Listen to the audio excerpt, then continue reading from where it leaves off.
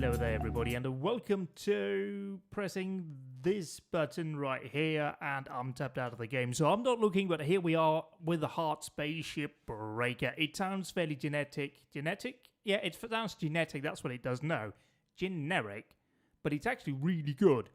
I last played this in February and I remembered it was a thing, so I'm giving it a go now. Played it a bit earlier and it was still really good. So we only have the standard mode available to us.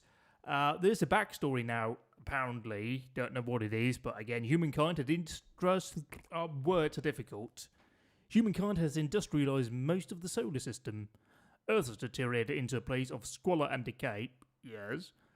In orbit, a new breed of worker has emerged. The Shipbreaker. The labor is extremely dangerous, but for select few, the hazard pay is worth the risk. And yes, so basically we are like people. Come on, can we skip please now, because I'm bored. Like, come on, yes. Computer listening to a prostitute next door. As we can see, you know, being American and all of that, you know, mum, daddy sick again, because that's a problem apparently that, you know, nobody takes care of. So yes, our name will be, need to move my keyboard, because I've got a sodding great microphone in the way. So now we have to decide, who are we when we are having sex? We are that person. Our food preference, plastic free, I think. That's definitely the way I want to go. We can sort of discuss the minor technicalities after that, but plastic free is best. Yes, I'm not a criminal. I've never been in a unit. I'm lying here. I've completed my annual... yes. I've no commercial... Yep, again. No, own nothing on the moon, in the asteroid belt, or the nation state of Arizona, which is true. I own no property in either of those locations. I'll bring a positive out and problem-solving mind to work. Yes. I understand and accept the health risks. Yes. And, yeah, I'll vote for whoever that is. We'll skip the training, because I've done this before. I'm sure this can't go wrong. And we get a black screen. Space! That's space right there! All them stars and shit that we see on the films. So are we all doing well today? I had my second vaccine earlier today, which was great. Which we're celebrating here by flying into space, as you can see in the background. That was good. So in about 2 weeks, I'm properly covered up. Oh.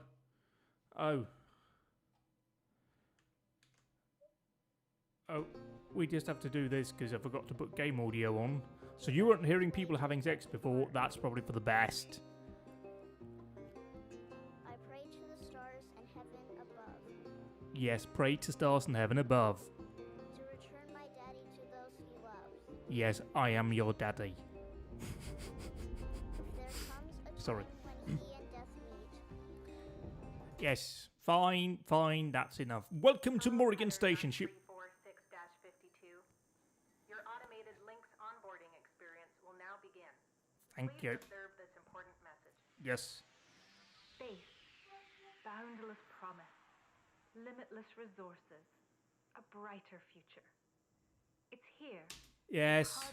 Come on, let's do space, shippy, cutty, boomy fun times, please.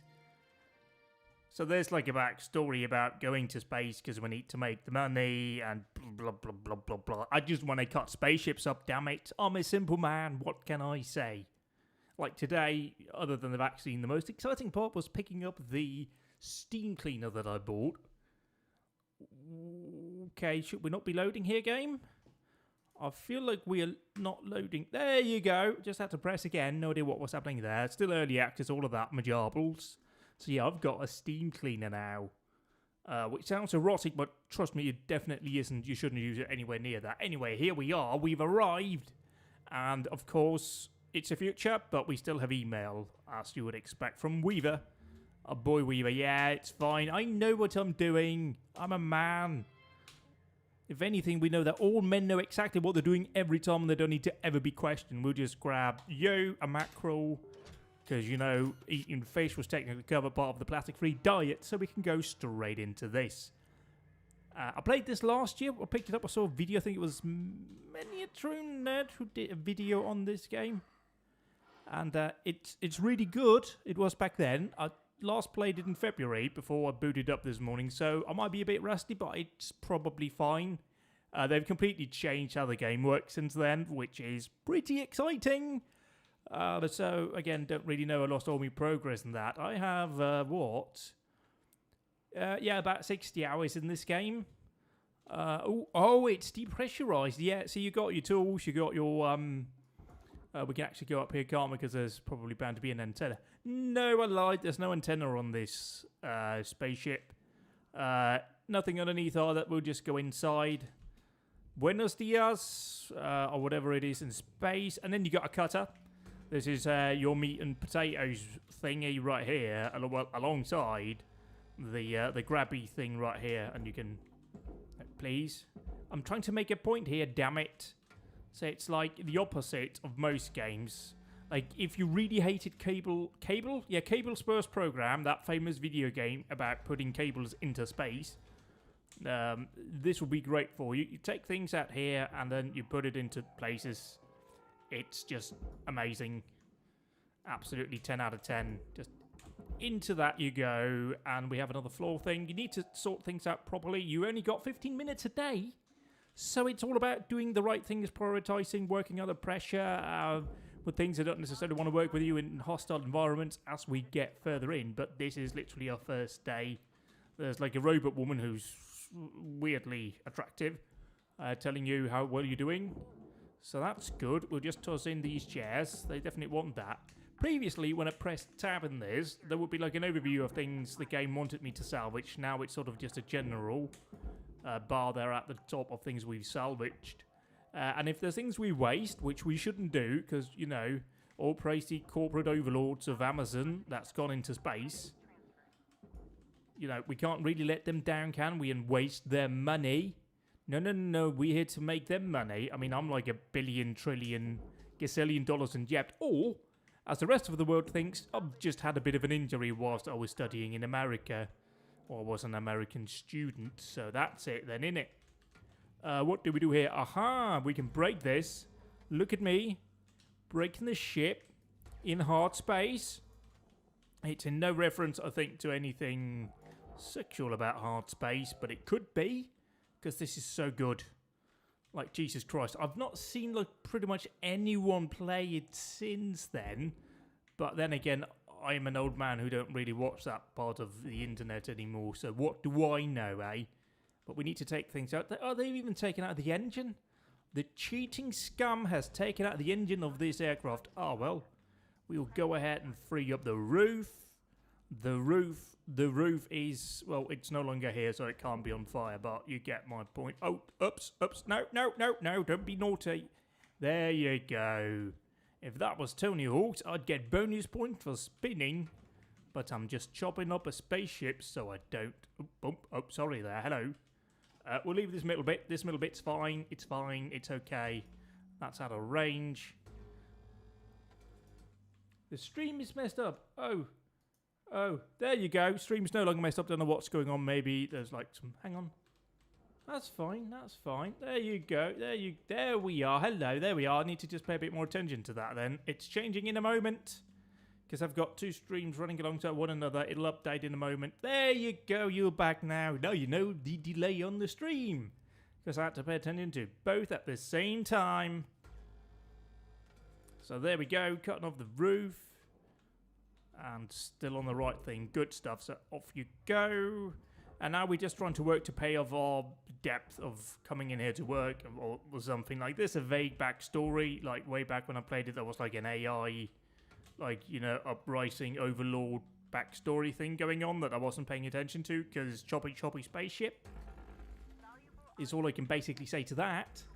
But as far as I understand, they've added in like a career mode and everything and a storyline. So like they're really developing this game, and that's excellent because it's really, really good. Like the kind of game you can just sink hours and hours into. So now that's out. We now need to start freeing up other things. We need to make a tactical cut here into the side of the craft on the inside to access... well, we can scan here, but we're not really getting enough information into what's going on behind this. So, choppy. You kind of just gotta cross your fingers, you know, do the hope and prayers thing that everyone in America does whenever there's a mass shooting and pretend that's the only thing you can do. There you go. See, it worked out fine. There we go. We'll just chuck you in the bin. Not even the bin. Oh, why does it do that, you absolute son of a whore?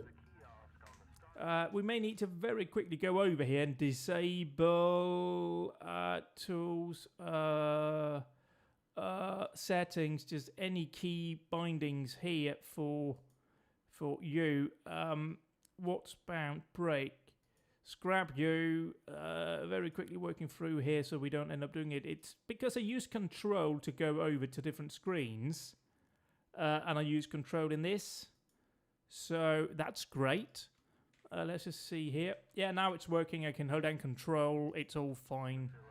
Shift 2. It's all going fine now. Everything's back to working. Where are we? We're up here. Hello. Right, what's going on? I've just... Oh dear, I'm running out of oxygen. Nope, not to the Czech chalk in space, please. They're kind of just like anchor points for you to use when you've got bigger vessels. Really useful for manipulating stuff. And we're really slow in the early going here because we haven't had any upgrades just yet. What's going on behind us? There's like some giant fucking ship somewhere that I could just see the shadow of. I mean, look at that. That is wicked. Yes, yes, woman, I know. I know, I'm getting the oxygen. And then of course, we have to pay. That's our depth, by the way. That isn't the money I have. No, no. That's how much money I owe Lynx Corp, and I have to work to pay off. Isn't that just a happy, positive take on the world right now?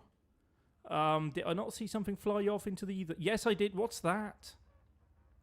We can't waste anything. Bloody hell, they want money. These people want money. Money, money, money. Oh dear, whoops, hit it. No, come here, come here, come here. And into the furnace. No, that's not furnace, that's bad. Furnace, burn, baby. And now we need to take off these engines. I think that may be the next step. We cut open here. Actually... Yeah, I see that too, mate. Those giant cans that are like red. The video game language of this thing gonna go boom boom if you touch it too bad, and I don't want to touch it too bad. So we cut off these two outboard motors, which I'm sure isn't called outboard motors, but looks like outboard motors, so it is. Give it a bit of a nudge and reposition ourselves. 7 minutes remaining. We're probably not going to wrap it up here in the first day, so we shall save that one for the next day. So down you go, please. Down you go. Onto that, please. Thank you. Come on. Big boy engine time. Go brum brum. Or not brum brum, really. I don't want you to go brum brum, actually. That would be really bad for me right now. Anyway, we'll chop off here. We can use the sort of two modes for this thing. There's the point cutter. Or there is the choppy liney cutter, which is excellent. 10 out of 10. And you can do a lot of damage by accident with this. Like, see all of that I cut right there? I am a god at this. Ooh, bolts and brackets. If you were James May, you'd be really excited about that. That's going into the processor, so that's pretty much the bin. And then we got a barge down below for really precious stuff that we can actually reuse.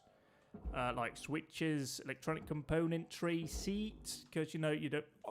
Oh no, we nearly threw something away here, and Lynx Corp will be very angry with me, and we can't make Lynx Corp angry. So in you go into that one, and look at what's now available, a fuel tank. Gotta be careful, that can go wrong. Things can go boom, things can go very boom. Oh boy, things can go boom. And we're just on the very early baby steps kind of level right here. So just chop really quickly here, try and get some of this out of the way. And sort it. No, you cut, bitch. There you go. Just send you into the processor. Boom, boom, boom. I want you in my room. And that's that side taken care of. Thumbs up, we reached salvage goal 1. Which is... It doesn't say, but we'll figure it out along the way. We'll do another cut right here. Be careful about the airlock. They are what I remember being other processor barge. This is the furnace, so it just go flamey time in a moment. Come on, no, okay, go that way then, fine, whatever. I'm not your mum. Chop you. Yes, there is a problem. A fuel tank. Want to get the angle right here so I don't explode myself. Pretty sure that's not going to be a popular thing to do. And, oh, this is going to be an absolute arse, isn't it? Just work our way around here. Yes. And just these points again, they kind of shut up. They overheat and things, these tools. Yes, mate. Sometimes he says pitter patter, and that's just really amusing because patter means tits in Danish. So I just go, hey, that man's at tits. I really am an adult. You guys into the bin. Get in. Go, go. Bad body parts right there. Bad. Well, let's just sort these out over here. Throw these things into the bin.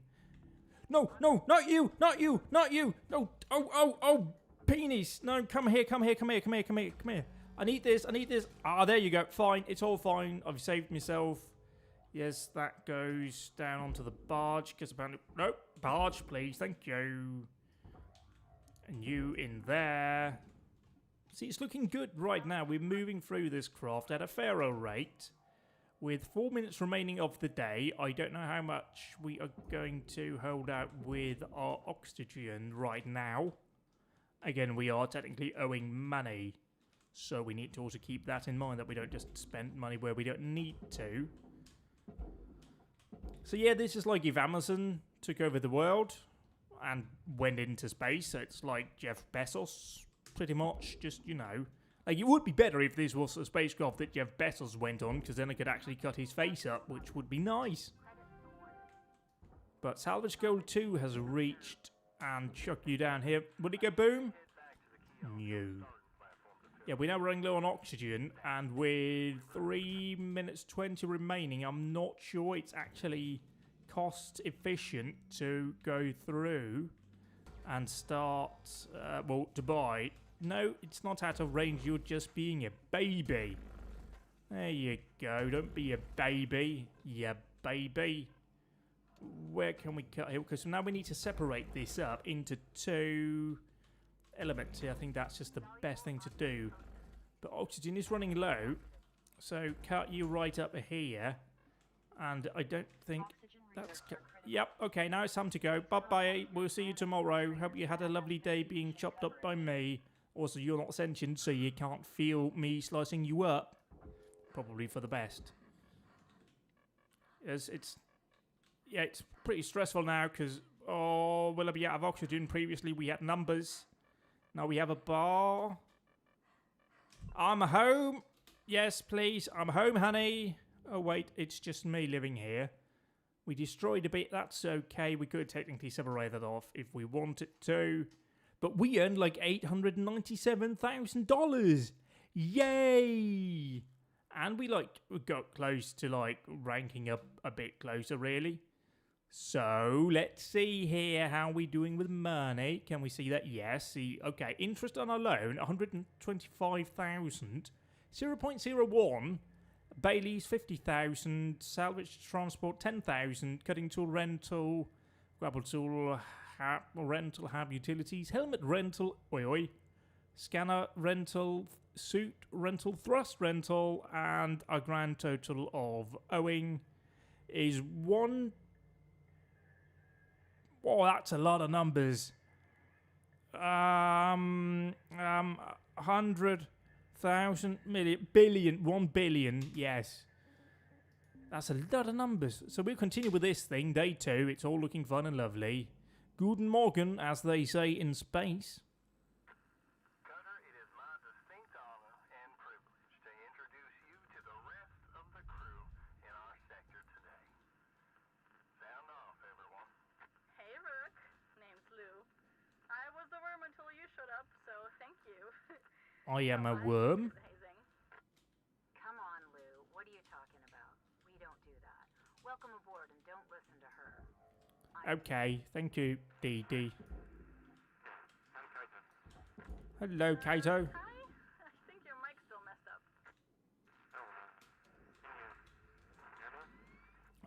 This is probably like the most accurate part of any space portrayal is having microphone problems. Oh, antenna. Mike's still busted, huh?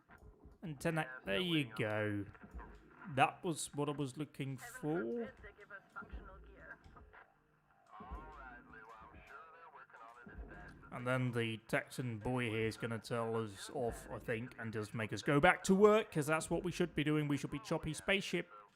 Choppy spaceship. Piss in that bottle, damn it. Piss in that bottle. Don't waste company time like you're having bodily functions. Why should you even have that, damn it? You work for Amazon. I mean, Lynx.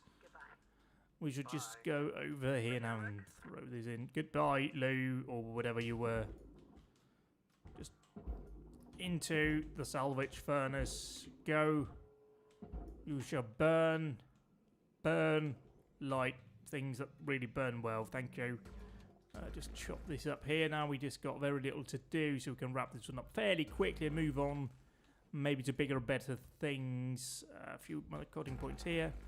Ah, I didn't open this, did I? Oh shit, that could be pressurized. Well, also you need to definitely get into the bin. Into the right bin, not into the fire bin, into blue bin. Your blue bin, boy. So we just get ourselves into position. Grab you and thrusty, throwy thing. Don't know how it works, but it does. Just go into that, go, and then we just chop it up. And now we have you who go the other way. And we go, boink, come on, into the bin. Into the bin you go. Pretend you're turned on at the Hungaroring. And just into the bin with everything. And just chuck it down here. How are we doing over there? Ooh, he's going in. So, now we have to do what I call a calculator risking cut here. It wasn't pressurized. Perhaps they turned that off here early doors, but eventually those things will be pressurized and it's just a bit chaotic. So what's the point where you couldn't properly depressurize it? Just to the way it was configured? No. I'm very much still chopping things up here now from the ship. Woman, robot voice, so I would have to argue differently. Oh, now we're running down fuel. Oh, that doesn't reset by the end of the day anymore. That's another update they've done. That's neat. Also, that's not stationary anymore. Yeah, we've now reached the point where I've chopped so much off that the actual what's left is kind of floating freely. And so I need to just be aware of that, because that could end badly for me. But chuck out the seats. That's bad. All of these components, by the way, they've got a damage threshold. So, yeah, if you damage it too much, you damage the property. We need to just get you out. I think they actually now want us to get the lights off as well, but let's be honest, I can't be asked doing that. Yeah, you can see it down. I think it's the one on the right, the bar, the little green bar. I think that shows damage to that piece of componentry. Now we just need to grab the... See right here, it doesn't have a lot of health. I think it's just a general health bar, not actually reflecting that item's health when it's that far down. But now we need to chop off some side panels here. We've got the time anyway, so why not do it? Chop. Oh no, chop both parts, please. See, you can chop both parts there, and then we do the same here. Same right there, and another long, good cut here, and throw it into the furnace, please. Very quickly, just a bit of extra stuff. Boom, no, come on, out you go, thank you. And through the game, you sort of get up and you get bigger ships. Some of them, even back when, were pretty bloody complicated. They had like nuclear reactors, and yeah, it was crazy difficult to do. To be honest, I never figured out the nuclear reactor things. They kind of just winged it and hoped it went well, which I'm sure is not a problem at all. Uh-oh. Can't get out. This piece is too big. Just chop. Why is everything trying to not do... Oh dear. Oxygen reserves are low. Oh, shut up, suit person thing. What? Most of this needs to go into the processor, right? Well, lucky you. Into processor, please. Processor, please. Actually, hurry up into the processor, please. Thank you. There you go. Now we'll just return and say that was the day once that thing processes. which we can see at the top. Please do it now. I think we have enough both fuel and oxygen to make our way back. Process right. It's going in. We are good. I am a space salvaging god. Warning. Oxygen reserves are critical. I'm good, woman. Thank you. Oh, wow, that was a lot of wastage. Anyway, that's fine. End the shift because that ship is gone. So, yes, we did good. We did good. Everybody's very happy. Good morning, Shipbreaker. Well, good morning to you too. See, we carved back a little bit here. We're still a recruit, however. No, new ship, please. Thank you. We have a lot of choice here. A lot of variety in our choices here. We've got mackerels. Yeah, just first one in it, really.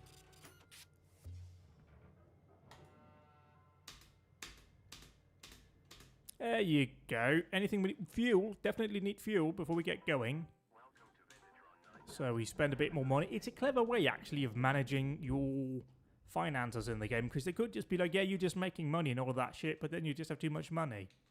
This way, the actual fact that you have to buy things is part of your resource management in a much bigger way. Because, you know, the more you buy, the longer it'll take you to pay off. Oh, this is a big boy. This isn't a big boy, actually, isn't it? It's the same size. I just came it from an angle where it looks a lot bigger. Where's the entrance door? Yeah, it's been depressurized. They usually weren't, but it's okay. Let's just confirm here. Yes, depressurized. So this is pretty much a carbon copy of what we had. So we know what to do. We should just slice up everything, do this real quick. And hope that as soon as we get rid of you, as soon as we have sorted this out, we will get a nice, sexy new ship that we can cut up. Come on. Oh, stop. Actually, that's too much. That's too much for Dante. Into the bin you go. Over there. Let's go. I know there's a light on it. I don't care, damn it. I'm not Greta Thunberg. Why should I care? In there we go. Let's just chop off here again. Free up, open up our workspace. You know, health and safety and all that, which I'm sure is something I'm sticking very clearly to. Be careful about not cutting up that chair hovering above. That will be rather annoying at the moment. So yeah, down again. And yes, we got both cutting points, and that cutting point is gone as well. So boom. And throw it in the bin. Everybody loves throwing things into the bin. In the bin we go.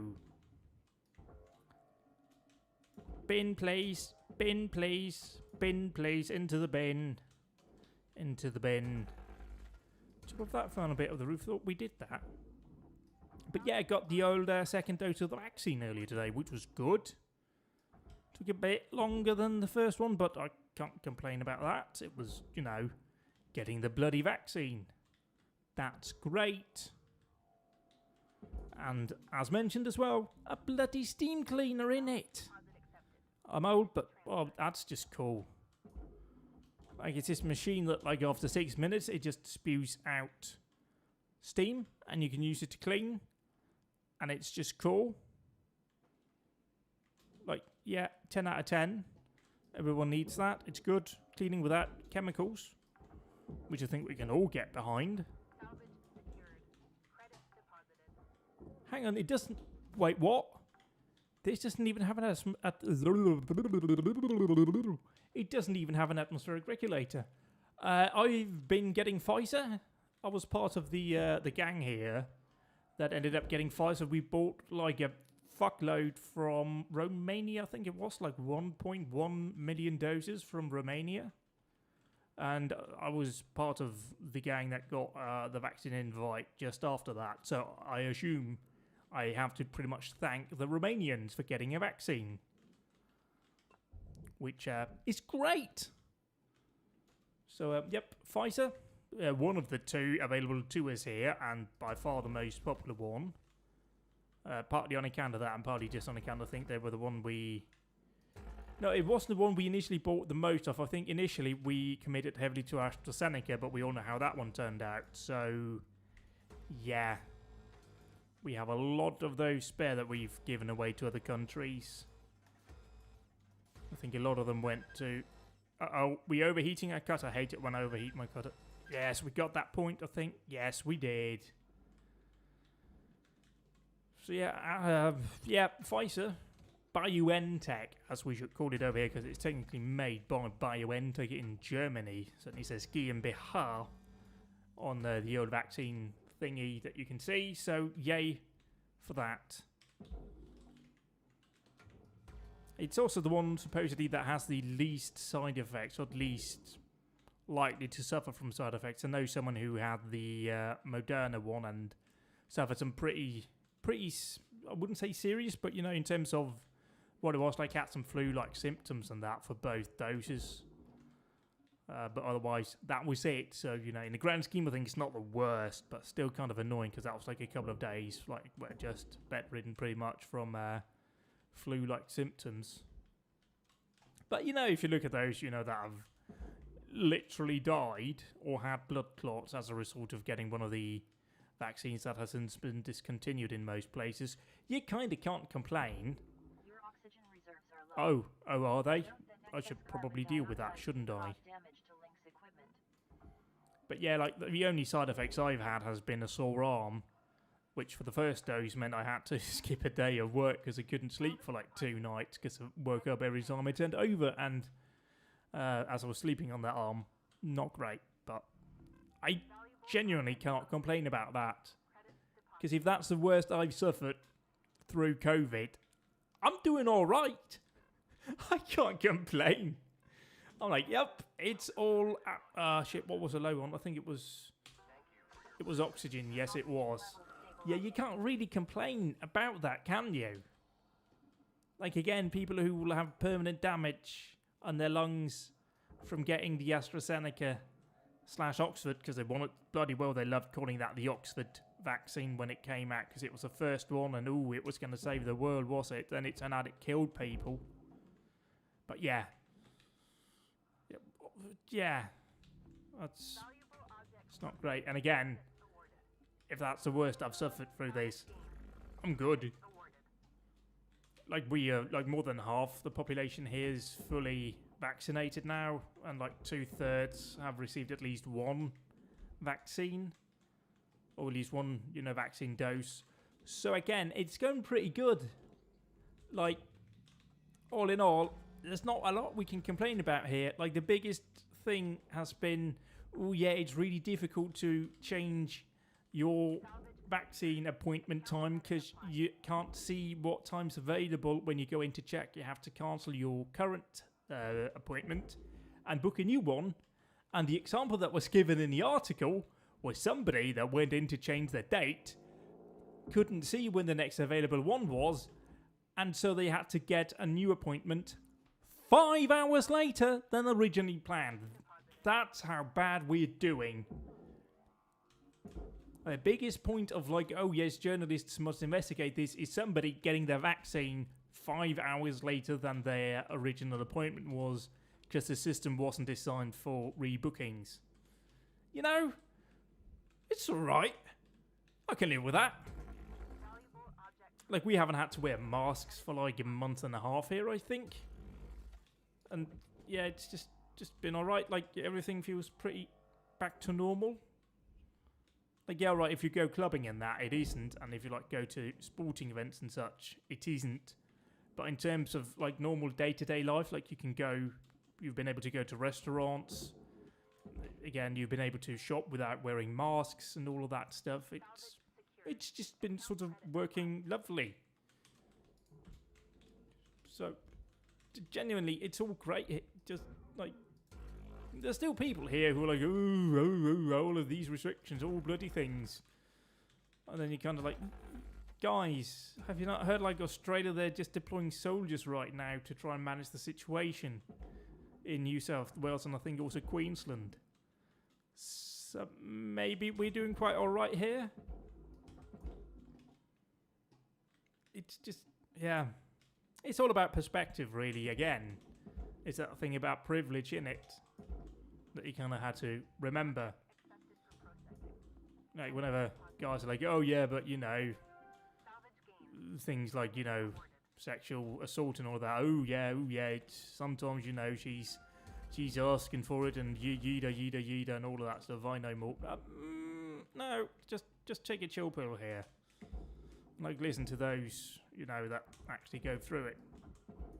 Like we've heard with Activision, Blizzard, and Ubisoft, like from last year, fucking hell. Like the work culture there. Like, as a bloke, you don't have to deal with having to be concerned that your superior is going to be sexually inappropriate to you, for example. So it's pretty easy for us to go, oh yeah, but there's no problem here, we don't experience it. No, but somebody else might experience something different in life, and maybe you should fucking listen to that and take that into account when you talk. But not everybody seems to think that. And it's just, yeah, just a bit annoying, innit? Yeah, it's fine, mate. I'm under control. I've got this shit knocked wide open. Just to smash it up, and down you go. It's all looking good. Boom. Like, fucking hell, even way back when, like, last year, in, like, the spring of last year, when the people, like, when the French government, like, required people to have, like, a statement that they had to print out and say that, oh yes, I'm out here and I can attest to being out on, you know, reasonable business, and the police were going around checking that. Like, that wasn't the case here. Like, we have been so fortunate that the whole virus has been managed as well as it has. So it's kind of just a bit annoying sometimes when you hear people moaning about it, because, like, it's practically back to normal here. Like, there are some that are going to be annoyed, just people telling them what they can and can't do, but you can't really be concerned about that, I think. That's just people wanting, you know, to have control of themselves. Like, again, typically blokes, it seems, in my experience, that are like, oh, it's so bloody annoying, oh, rah, all of these restrictions, all of that, nobody's going to tell me anything. Mostly because they've not really been used to being told what they can and can't do. You know, like, they've never been in a situation where things are truly out of their own control. And so now suddenly they're in a situation where people are suddenly very aggressively telling them what they can and cannot do. And they kind of just go, I don't like this is all bullshit, the virus is a hoax and all of that nonsense. Or just that, as the case have been here. Oh yeah, these restrictions are ridiculous, we don't need this, we can look after ourselves, rah. Because they're kind of forgetting the whole thing that it's not about them, it's about those people that, you know, can't get a vaccine, those people that will most likely end up dying if they do contract COVID. Like, at work, we've had a few incidents of people being infected. We have one guy who doesn't live healthily, let's put it that way. He drinks, but, you know, he eats very unhealthily. Like, he doesn't watch at all what he eats. And the only reason why he found out he had COVID was because he had a bit of a cough that annoyed his wife. And this is like an older guy who's definitely medically obese. And then we have a bloke who is younger and in reasonable shape, and he said that one of the days he thought he would die. Because his lungs, it just went straight on his lungs, and yeah, that really fucked him over. So, you know, you just don't know what happens, and yeah, it just, people are annoying, aren't they? Anyway, In a closed channel. If our crew ever gets to mingle face to face, we should crack some beers and share what we do when we get out of the red and start actually making profit from salvaging. Hard to figure when anyone's gonna hit that point, though. Weaver's been at this 20 years, but he's slipped back into debt thanks to foreman training. DT sends most of her money back home to New Manila. Transfer goes through links, of course, and the fees are huge. Kaito, well, he's a good person, but just hasn't really taken to the work. He's been warned that he's a low earner. And me? I'm trying to get there as fast as I can. Once I hit zero, I'm gonna work maybe another year or two and just bank it all. All I want is enough to get one of those mining skips propelled running. Still so many rich rocks along the front eventually hire some Jesus, friends she's a from bit of a back up talker, here, isn't not she? above Mars. So many good folks who just can't get work. Don't know when that'll be though. Every time I think I'm earning at a steady clip, the company finds another fine or fee to slap on. Gee, you wonder what this could be a comment on. I'll let you get back to it. Gee whiz, what could they be possibly trying to make a statement on with this game? Gee whiz, I wonder if it had anything to do with capitalism. Filthy, filthy capitalism. We need that workers and resources Soviet Republic logic to come in here and, you know, not socializing, that's a different thing, but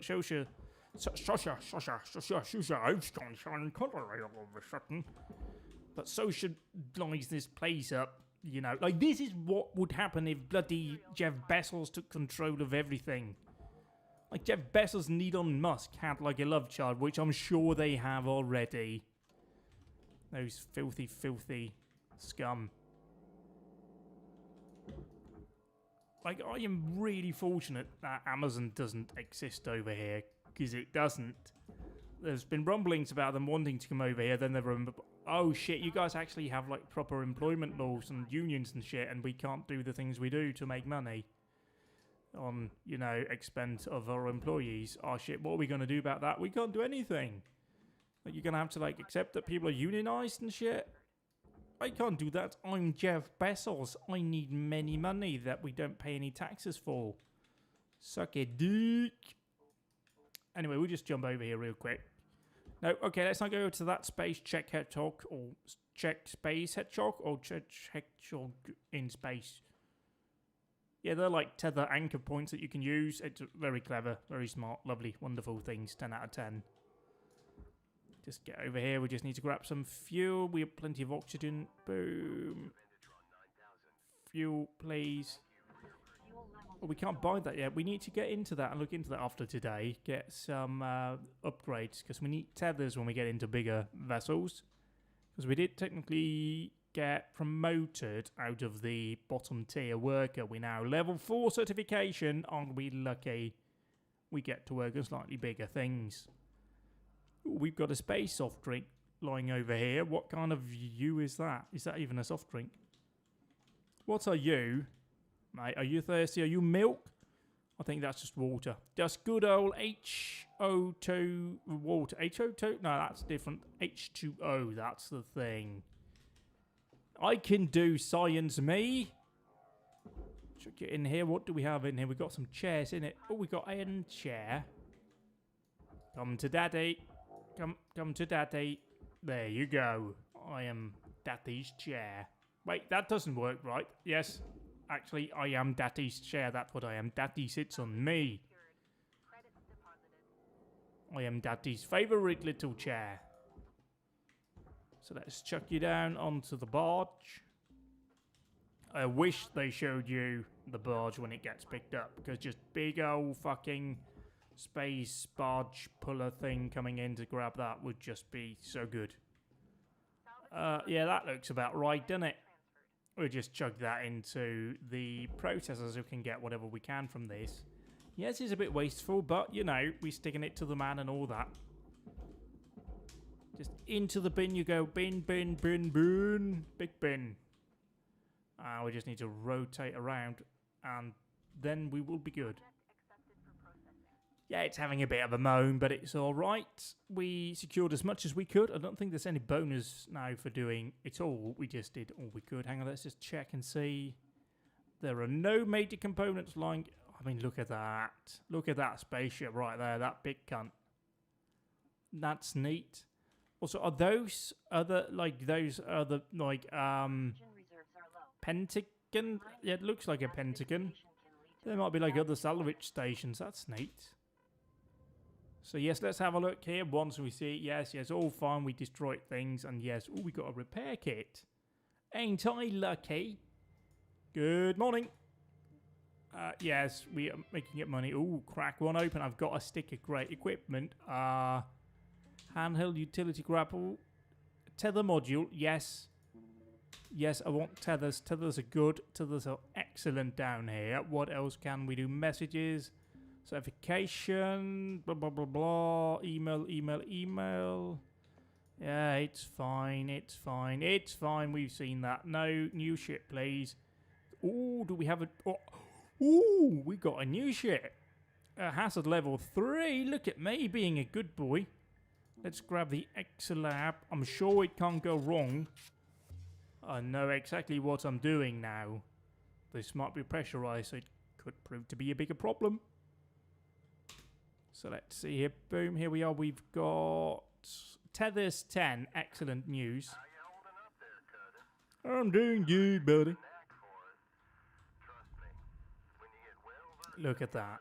Just those furnaces starting up looks cool. show up to the yard each day. Ain't a trade like it. Dancing between the ribs of a ship, spitting heat, dose-a-doing with a 10-ton panel, taking a breather to gaze out at the rest of the human race. Bud. Yee-haw. Yee-haw indeed, boy. Hey, it's all right. Helping y'all get there as near as good. Ah, dang it. They're hard, dang it. Good luck out there, Cutter. Talk to you again soon. I just expect him to be like some sort of weird backstabby cunt, but I have no idea how this game could have anything like that, because like there's no real prospect of that being the case. Like maybe if he's like taking money from me, skimming off the top from me, like, you know. Other than that, I don't know, I'm just enjoying chopping up spaceship. Like this is just tidying up basically, and it's neat. How does this might be the first one we have that's anchored internally. Yes, it is, unless... Oh no, I'm lying to you. I'm lying to you. You just need to detach it. It's sort of glued on. Yep, that famous space glue that we know NASA uses a lot.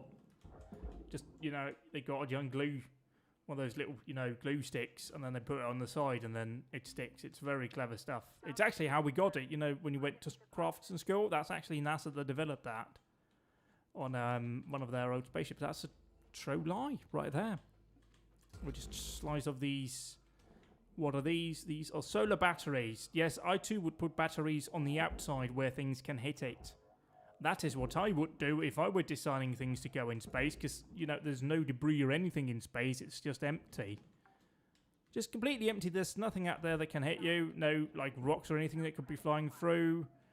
Or, like, parts of old space stuff that could go there. And, like, at this point, like, look at that. There's going to be so much space debris flying about. Like, imagine the amount of poo that would have been, like, sort of thrown out of all of these spaceships out there at this point. It would be like flying through the Brown River, which admittedly you can't fly through, but I sort of ran out of things. Anyway, let's go inside now and have a... Ooh.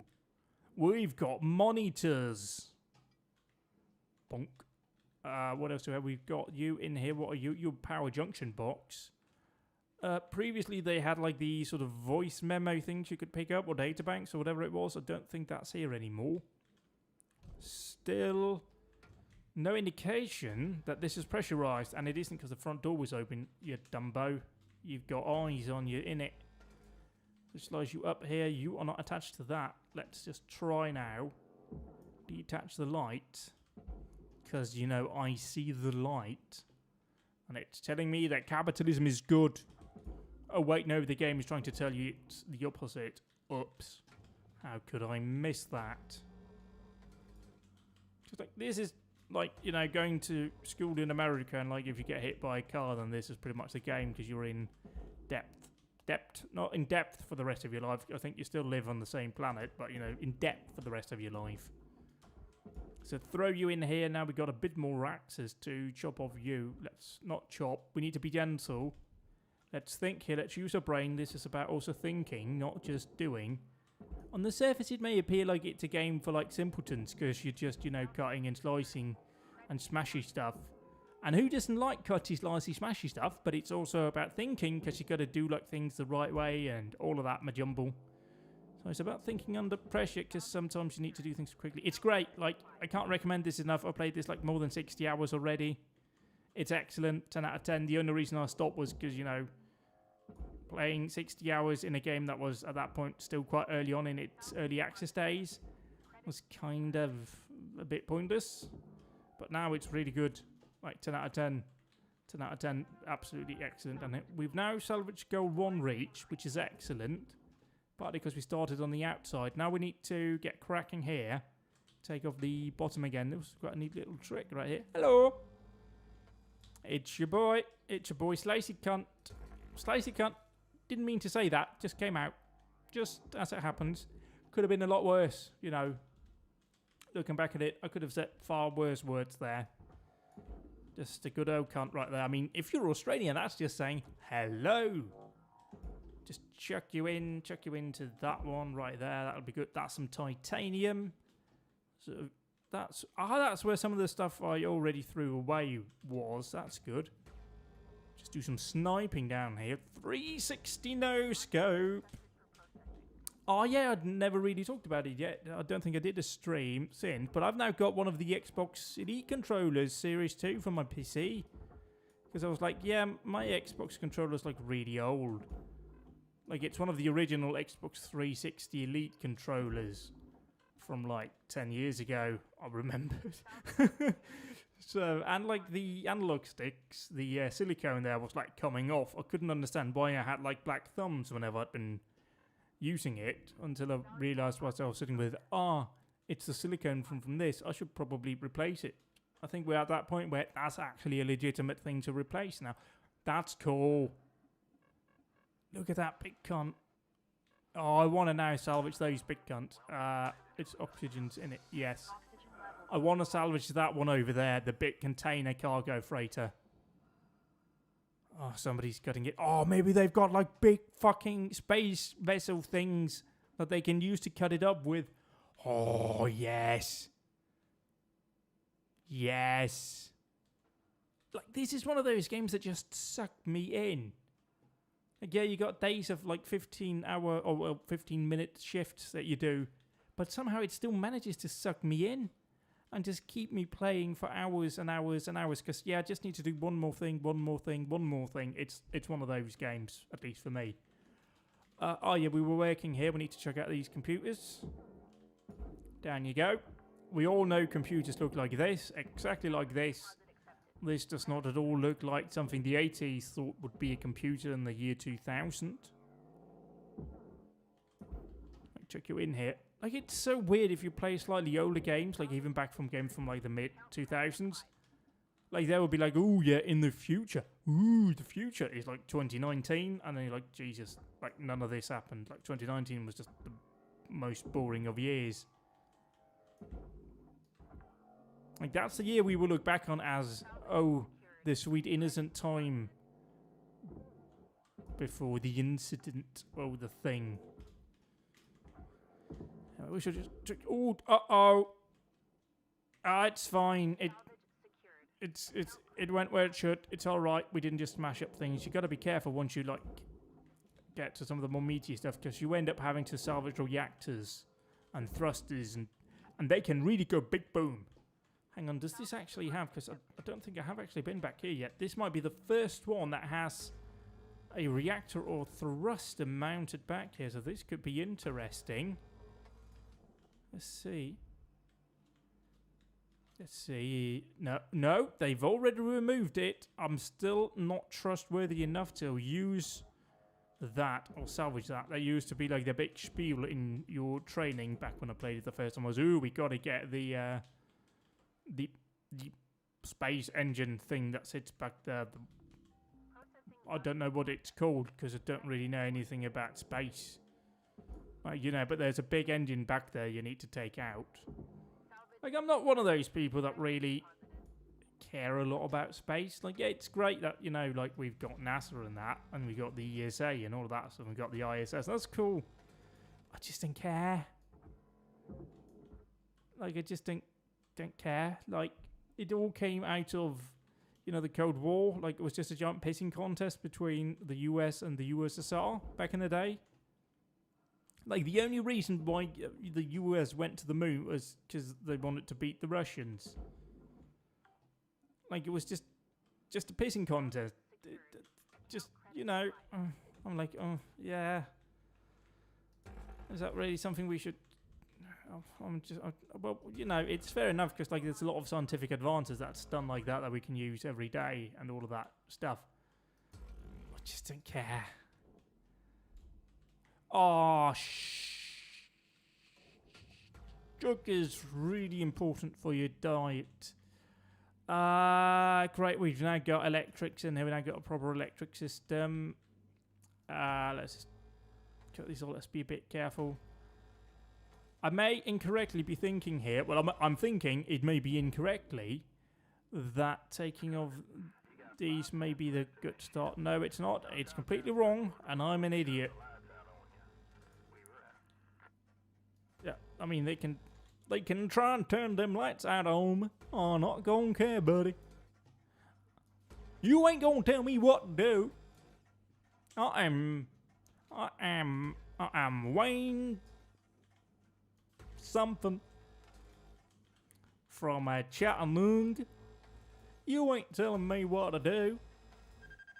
Oh no, my toes getting a little warm now, boys. Have I done things here I shouldn't do? I fear I may have. And that's a power cell, which to you and me means I reckon a battery in it. So can we get this out here? Oh dear, that might go pop. So,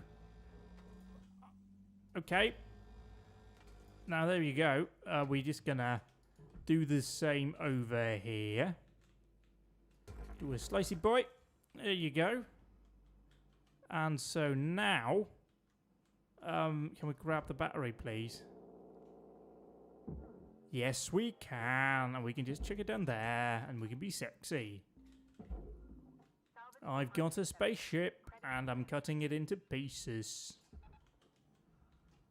So we've reached pretty much level 2 already. That's excellent. Salvage level 2. Off you go. This is an exolab, which oxygen's running low, actually. We need to return to our home vessel. No, I think given the fact that we've already reached salvage goal 2, we shall return and just continue tomorrow, because I think our oxygen gets replaced at the start of a new day. We need to definitely upgrade our thrusters. We need to actually look into what we can upgrade now once we're back in here. Sort this out real quick. Yeah, look at that, more than 1 million. We made more than 1 million. Oh, I've even received some mastery points. That's how good I am. Although, you know, we have plenty of way to go. I checked earlier when I checked this out again. If we go into certification, we can reach level 30.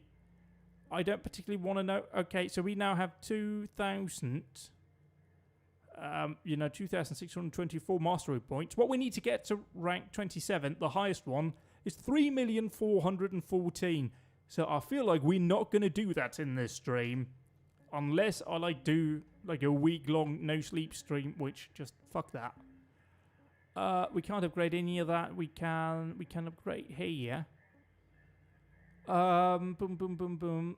This cutting can be rotated for ease of use. Do we have that? Oh, we do. That's probably what we have. So we can't upgrade anything there yet. Handheld utility grapple. Push module. So yeah, we put on you. Grapple license. Yes, we need that. Thrusters. Hello, ladies. Cross-platform. Can't upgrade any of that helmet. Oi, oi. Down here. No. Demo charges. Oh, they don't come in yet. Okay, so yeah, we've got points. We can't use them. How appropriate is that? Continue this salvage. Object accepted for processing. Credits deposited. So that's looking... Whoopsie. There you go. That's looking good. And we shall now go over here and chop things up again so we can advance and become better at this. And I just completely lost my train of thought there for a moment. Oh, well, we'll crack on. Cut up this ship. Oh, yeah, I was just thinking back to the weekend. Like the good old Formula 1 race. Fucking hell, what was that? Like, I've had a good sleep, and I still don't know what to make of that race. That was... Like, we have had a few chaotic races in recent years. But that topped it all.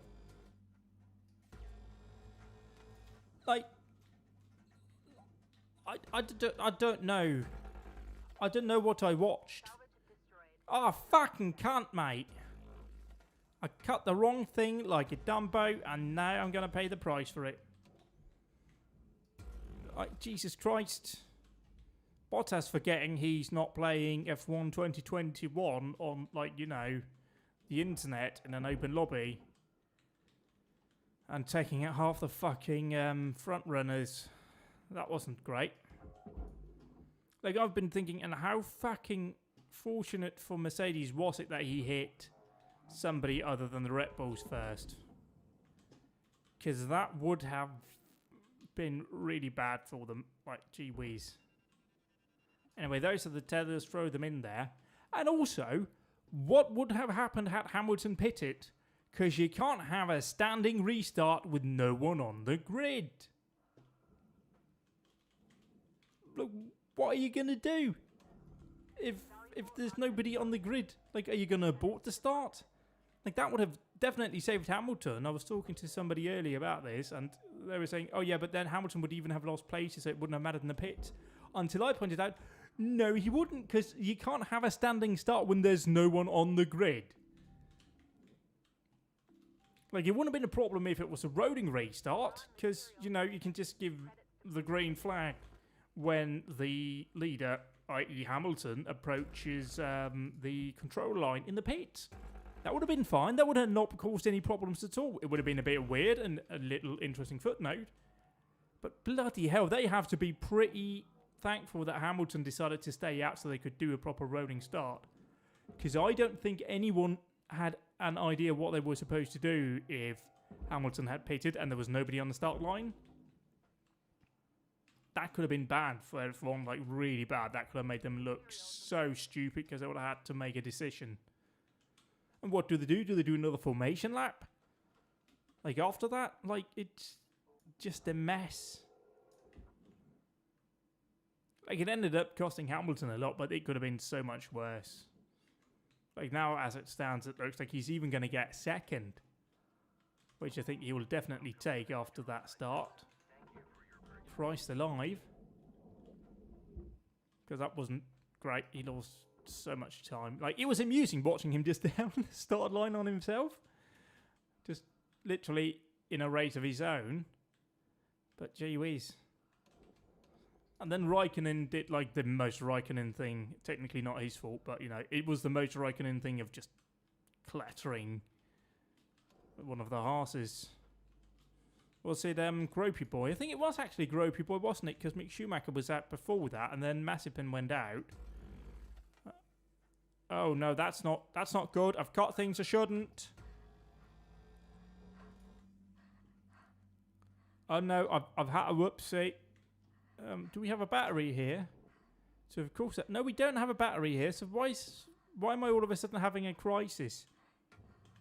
Oh well, it's all right. It's fine. We've salvaged the situation. Yes, easy peasy. I've got this under control. Daddy Space Boy has it all under control. Just throw you into the bin for me. Just chuck you in there. Thank you. And I need to remember I now have tethers that I can use. Oh, we just need to be slightly careful here. You know, it can't... Oh, it can actually shock me again, so I should be careful. Because I don't think that's some... Uh-oh, that doesn't look good. Let's just... Let's leave that bit of the spaceship. You know, on reflection, don't like that bit. That bit's ugly. Called my mum fat. So we should just sort this out over here instead. Take off the back. And throw it in here. Boom. Oh yeah, and like the Spa 24 hours, which is usually pretty, for me, was really good. Gee whiz, that was exciting. We're low on oxygen, aren't we? We should probably sort that out, shouldn't we? Yes, we should. We definitely should. Yes, and I had 2 beeps going on for lack of oxygen. We have, yeah, I should probably use this, shouldn't I? I should probably, in hindsight, bring up the scanner module that gives me, like, a point to see where things are. That might be useful. Afterwards, you can, like, also see when you get later on, you can see systems and objects. And it's all very clever and cool. Let's just arrive here, though. We just need some oxygen, please. Thank you. I'm hungry for some oxygen, me. Gracias. Computer person, so yes. Just come here. Come to daddy. Come to daddy. What does that say? Is that a warning label? That looks more like a targeting thing, so maybe they blew this up. Let's see if we can approach over here now. Oh no, it's still not looking good, is it? Are we going to get electric shock, aren't we? Yes! Ow, ow, ow. Yes, ow, ow, ow. I've now had electric shock. How shocking was that? I'm here all night. Well, I'm not, but you know. Just need to take off these points then. Should probably have done that before we started. Oh, shut up. Shut up. It's just a bit of electricity. How bad can it be? Damn it. Shut up. Don't complain. Like, how's it even creating all of that now? I'd like to know that. Is there like any anchor points here that we needed to get rid of? Because like we can just tether you over here, can't we? We can just do that now. Yeah, look at that. See, I don't know what all the fuss is about. Oh, that thing that's definitely electrically charged is coming near me. That shouldn't happen. Yeah, just in there with you, mate. Just go in there, into the bin. Suck on that.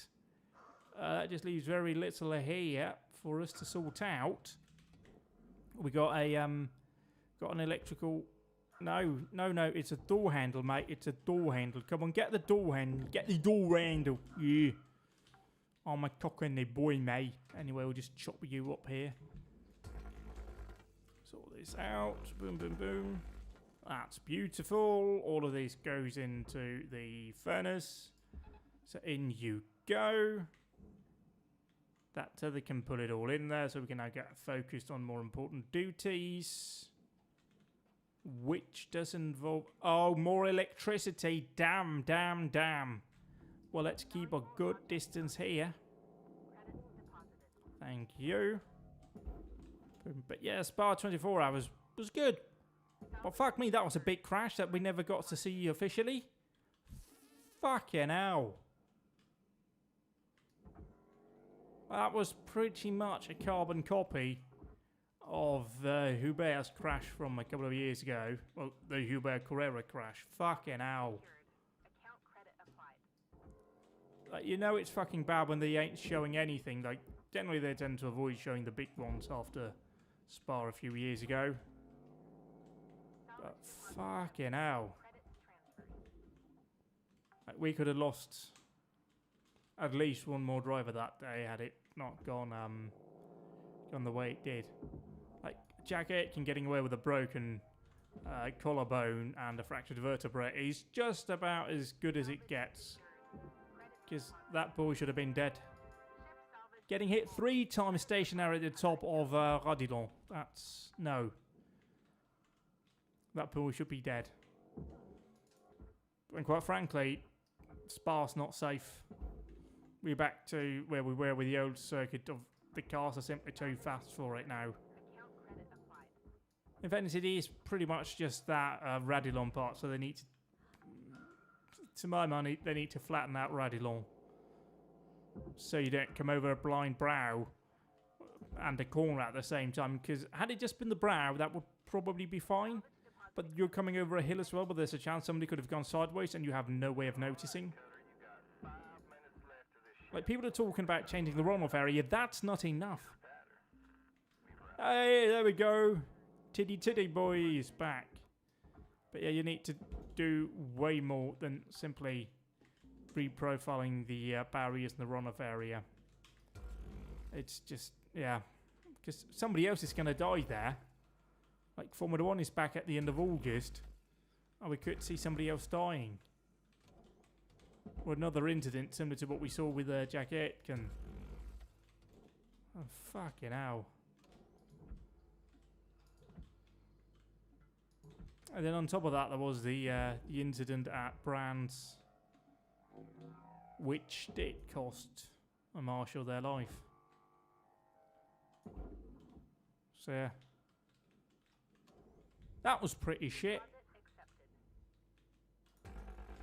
Other than that, we had some cracking weekend, or races over the weekend.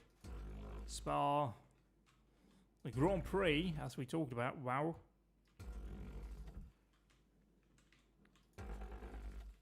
Like, I'm kind of at the point now where everyone is either going to be absolutely amazing and crazy, or it's going to be a oh god, now I'm pressing buttons in panic.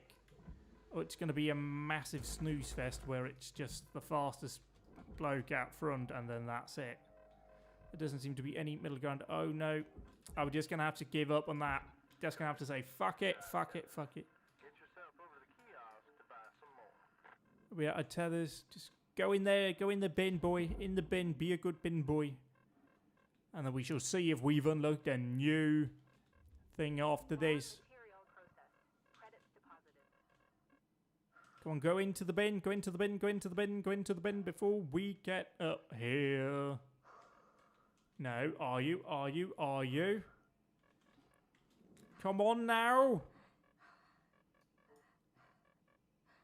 Jesus, this is tense. Get in. Get in. Process. Process. Process. Now do it. Is that it? That's it. That's it. I think that's it. That's it. That's it. That's it. End of the day. Yes, catching. So that's another million. And we nearly maxed this one out of the things that we could. We left a few things hanging. And we have a few other things looking good. Good morning to you too. We said good morning many a times. It's like Groundhog Day.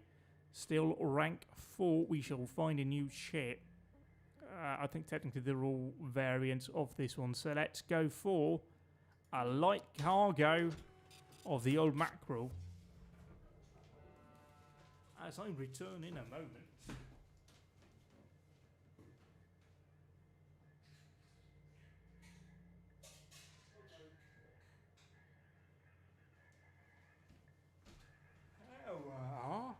There we are. I'm floating up and I'm not ready. There we go. Now we're ready here. We've got tethers. It's all looking good. Wrong button. We want to put the flashlight on, so we pretty much just illuminate our own weapon, but that doesn't matter. Antenna. Get the antenna first. That one is important. So, yeah, basically there are different configurations of the different ship types in the game. This has been the mackerel the whole time, I reckon. We've just had different variants with different systems on board, with different purposes. The one we did before was a laboratory/science vessel. This is like a light cargo vessel. So obviously it will be built differently. Again, no pressurization. So that apparently has been changed away from being the thing you had to work with earliest to now being kept up here. So let's just grab these engines and just toss them down. You can also go down, please, for me. Thank you. Just avoid getting hit with that in the face. That would hurt. We got more engines over here. We'll just sort them out. Just scrape away down to the bare necessities. Like I don't think they... Yeah, they've definitely done some pretty severe tweaks to the way this plays out, which is neat. I like that. That's good. Show they care about this game. Like, it's published by Focus Interactive. Like the same people that do Farming Simulator and... Oh God, what else do they do? They do so much now. Focus. They used to just do a couple of weird games. That was just rehashed things of the same thing every year. And now they like do stuff like this and other cool things, which is neat. They've got Farming Simulator. Well, no, they don't. Because Farming Simulator, they're going indie. Technically, well, they're going independent with the next release. Which I think Focus has kind of just been like, yep, fair dues, guys. Just keep on rolling. Because, you know, if their contract says they can, they can. So we shall just now... Hang on, pause here. Let's have a bit of a look-see around. What are we seeing? Let's not just get stuck in immediately. Let's take a moment here to pause, to think and reflect about what we're going to do. Spend 10 seconds looking around, seeing what we're working with. That can save us a lot of time later on. Okay, good. Sorted away. Cut. Cut. Get rid of you because you can't go away. Likewise here. Just cut on these points. This is looking fine. Ooh, this one is different, isn't it? Whoa, easy target. Easy, easy, easy, easy, easy. Frisky one, innit? Oh, we cut that one in half, haven't we? Oops. No. Oh, you went into the wrong hole. Ah. Please revisit your training. Oh, don't be so judgmental, lady. You don't need to judge me like that. I don't need to revisit anything, thank you very much. I am a competent salvager. So let's go in here now and... you're light, so boom. Salvage secured. Yeah. Account credit applied. That was just... crazy, crazy F1 race. Holy shit. Why are we burning? I am on fire now. How can I be on fire if I'm in space? I thought space didn't have any oxygen. Game... How did that happen? Something burnt me through the wall. That doesn't seem entirely fair. But, you know, maybe things don't have to be fair. So, you know, fair enough. Things aren't fair. That's fair. I mean, I do put myself on fire in this game occasionally. It happens. You know, can you please go? There you go. Chucky. Throw it in the lottery. You in there, please. Thank you. In there now. Go. Processing valuable object. Credits awarded. And now we just chuck everything else out as well. You, electric. Need to be careful of that. Let's learn a lesson there from last time. Credits transferred. We do need to cut things up into pieces before we do things. We can now at the very least open up this side. Right where we already burnt things. So that's good. Is that something? So cut you open. Like, you can't catch fire again, can it? Ooh, it'll also be interesting to see what we actually caught fire on. I don't know. Maybe it's just the coating that's flammable. I feel like if you put things in space, you should take really good care to make sure they're not made of like flammable material. Because things being on fire in space, like inside a space vessel, shit, seems like a really bad thing to happen. You know? Like, that seems like a great way for like a lot of people to die. Because yeah, while, you know, space, you know, nobody can hear you scream. Because, you know, there's no oxygen. And so there's nothing that sound waves can travel through. There's still some slight issues with that. Let's quickly go in here.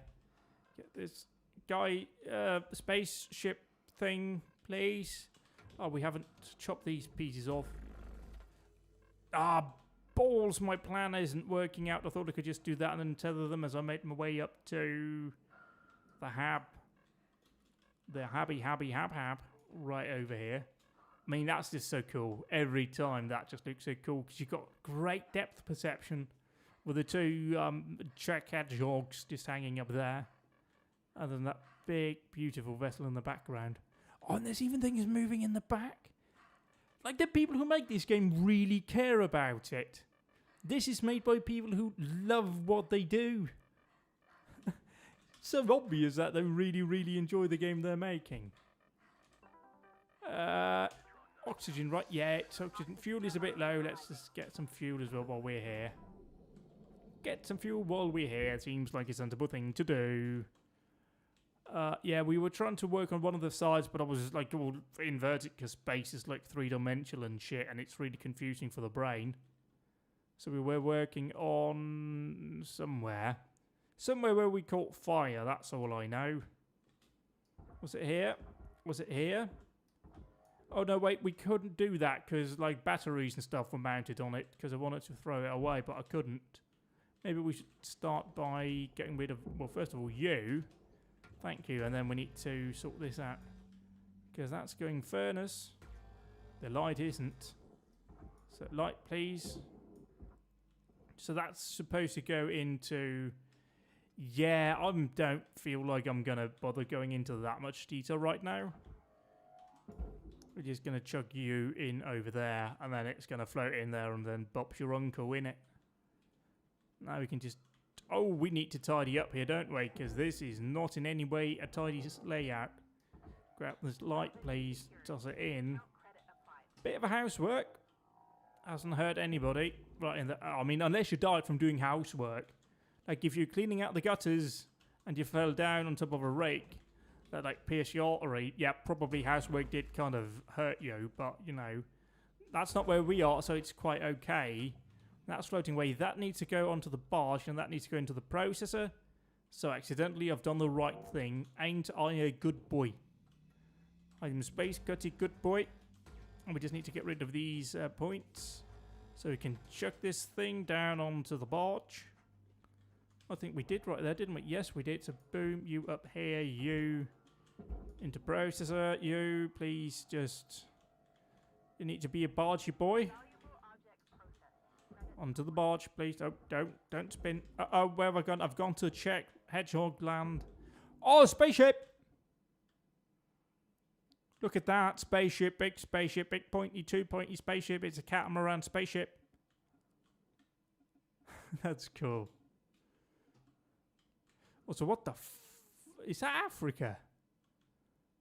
Is it going to take a lot to take me away from you? Africa. Let's have a look. What part of the earth are we over right now? Because that looked kind of like over there, the Côte d'Ivoire.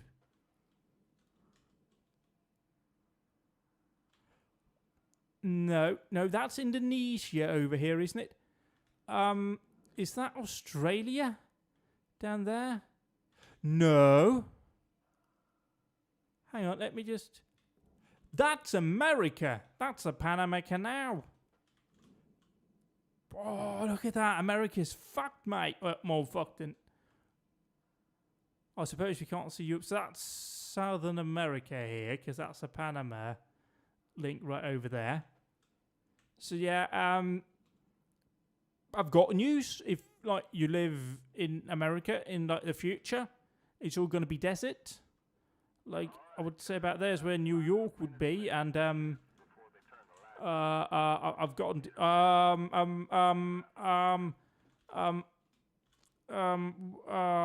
need to where am I? I've gotten distracted, haven't I? Where am I supposed to be? Ah, here we were. That's right. We were here. Yep, I know what I'm doing. I'm in control. See, here, you're fine. You can just go in there. Nothing's attached to you. Hang on. Is anything attached to you that shouldn't be? No, it looks okay. So you can go the way of that. Just in there, please, for me. Thank you. Now we have access to the airlock that previously I chopped up on the previous one. Whoops. Here we have... Oh, everything's actually fine here. So chalk you in. And nothing's attached to you either. So you can go in there as well. Looking good. Here we need to grab the fuel. Sure, it's fine that it's very close to that. Yeah, put it over near the engines. That's fine. Fuel likes to go in engines. That's no problem at all.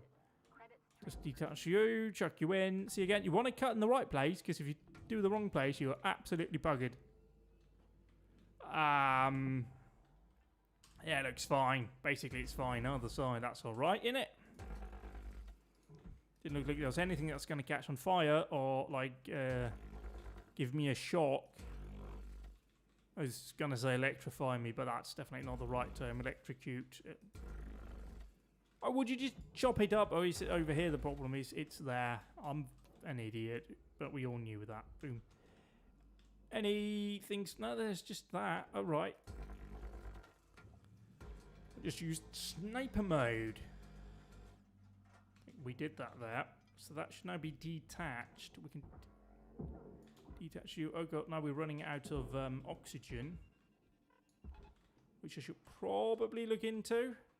But we're also at that point where we definitely don't want to be doing that. I've just realised. So we need to come back to this in the morrow. Or on the morrow. Choppy choppy, choppy choppy. That's alright, innit? We can probably just send some of these off. Use the 2 remaining tethers so they don't go to waste.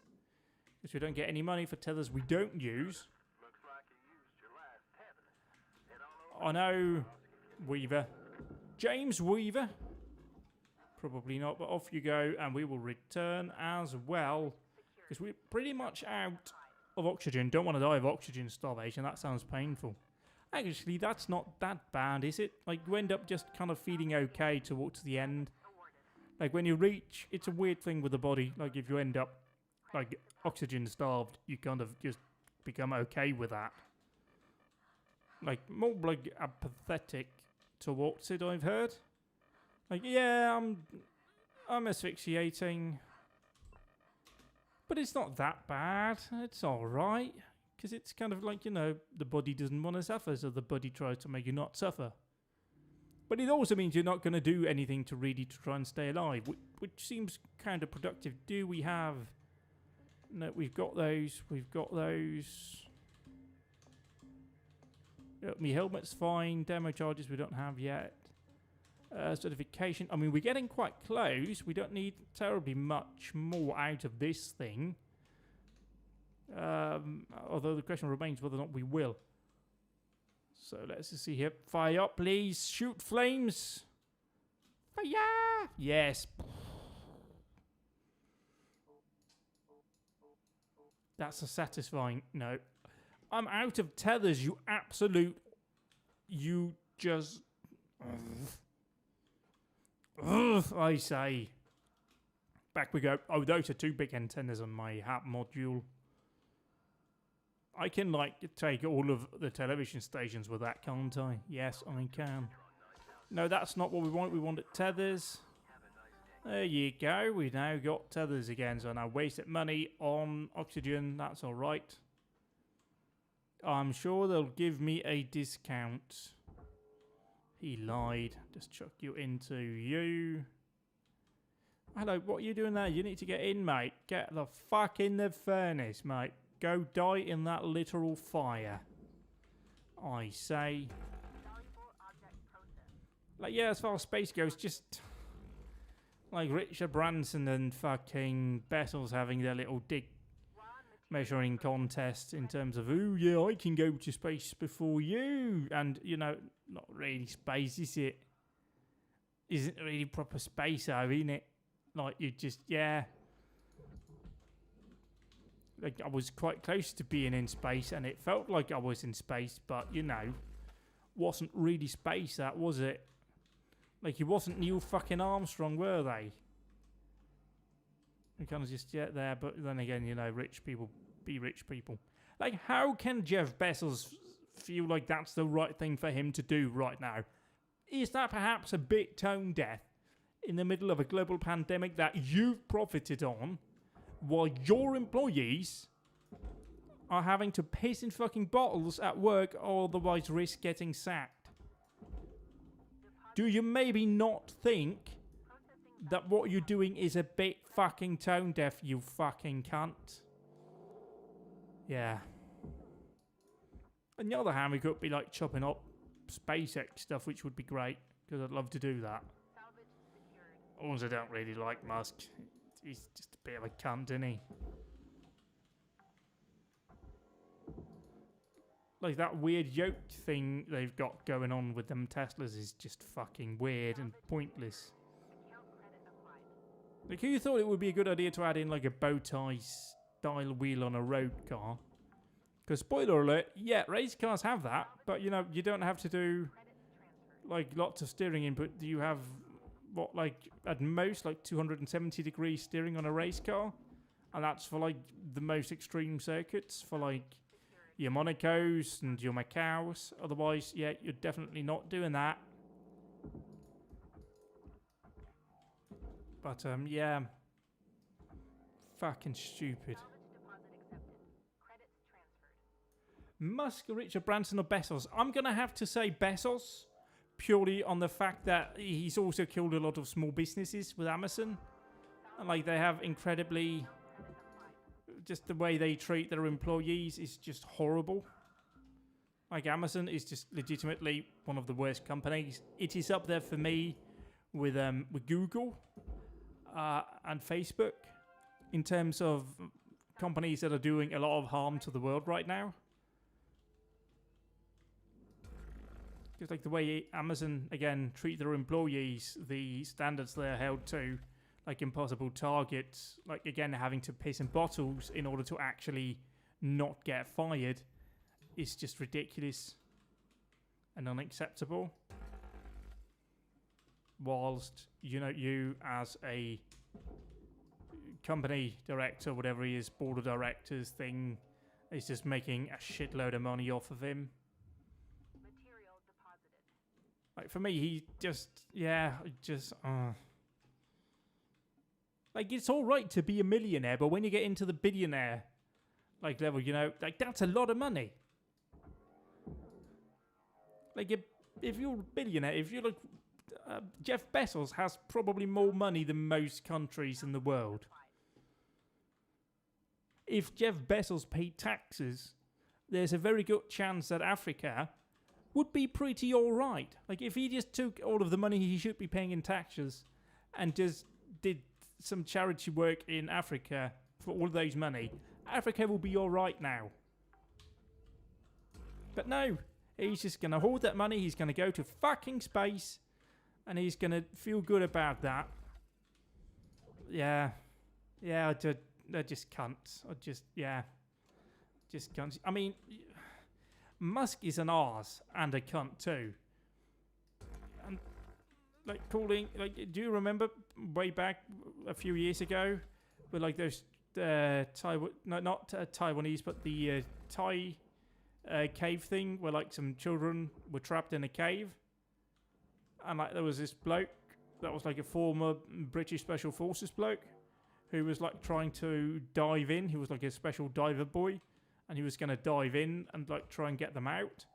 And Elon Musk was like, "Hey, yeah, I've got this like super cool submarine that we can like use to get them out."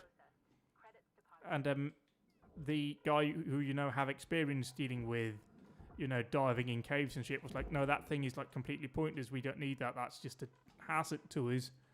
And he called him a fucking pedo. Like, what the fuck, mate? What the fuck, dude? He's literally saving children in need. And you're just some rich push cunt from fucking San Francisco who's never had to work an honest day in your fucking life. And you think you know more about rescuing children out of caves. Fucking hell, you cunt.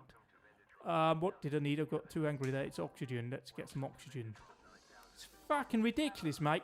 Fucking ridiculous. I like the way the Tesla fanboys just absolutely worship him like he's God. It's just weird.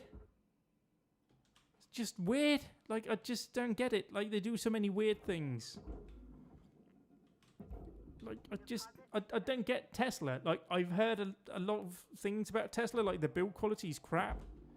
Like, if you've seen regular car reviews, you've seen, like, when they've done, like, shots of, like, how the body panels fit together. Or, rather, how they don't fit together, because, they don't. It's just...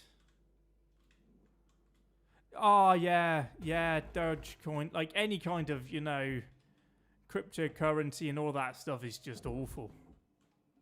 Like, fuck that shit. Maybe I'm just old, Maybe we're just too old. But fuck that. Like, it's fucking killing the environment, that sort of bullshit. Just, just what's wrong with money, really?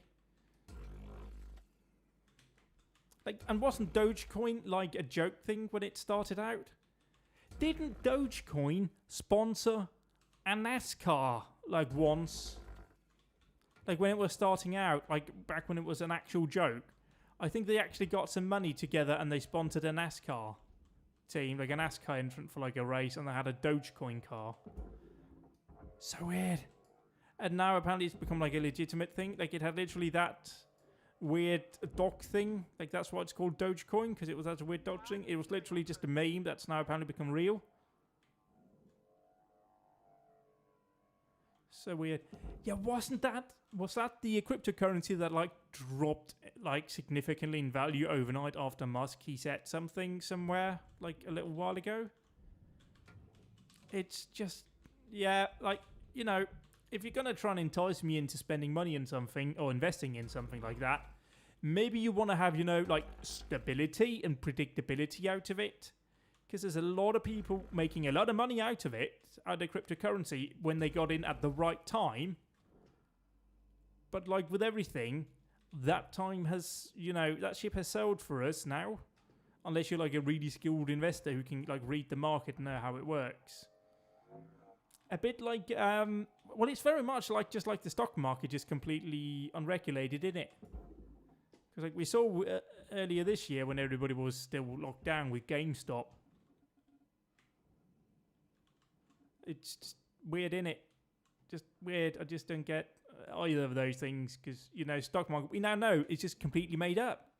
It's just some numbers on a computer somewhere. They have no meaning on anything in life. Like, when people can just make fucking, you know, GameStop, a company that's pretty much just done, into something huge overnight just because they thought they could. I don't understand it.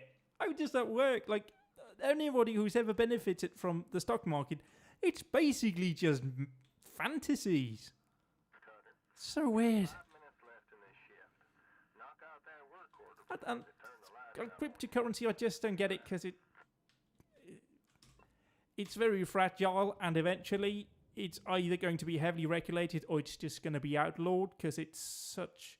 Right now, it's basically just a field day for financial criminals. Like, that's what it is. Right now, it's perfect for laundering money. Ooh, I've gotten level 5. I now have modular laser cutter upgrade, handheld utility grapple upgrades, cross-spectrum scanner upgrades, and Ship 4 class certification. Yeah, I thought they sponsored a NASCAR and it had like that stupid face of that meme dog on it, didn't it? Doesn't it? So weird. I mean, that is it. Again, it's a calculated risk.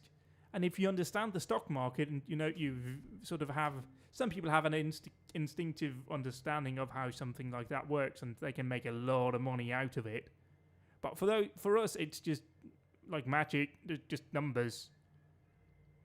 And it's the same thing with cryptocurrency right now, because if you got in, as far as I understand, very early with cryptocurrency and you set up a mining computer thing, like in its infancy, you can make a shit ton of money. That's worth so much. Like, occasionally you get these stories of people, oh yeah, I got a few, you know, Bitcoin like 10 years ago when it was just starting out. I don't follow NASCAR. No, not really. No, NASCAR. I know it's fucking difficult. Like, you can't do anything in it, basically. Like, you have to be super skilled, and it's like a thing of its own. I just have no interest in it. Like, occasionally I check out a race, just, you know, just to make sure I'm on it. And, like, most likely it'll be the road course races, like, but the oval stuff, no. Like, they've sort of realised that the races are too long, but they haven't bothered doing anything properly about it. But yeah, like, I'm not one of those that are like, oh yeah, they're just driving around in circles for hours. Yeah, it's, like, really fucking difficult to do.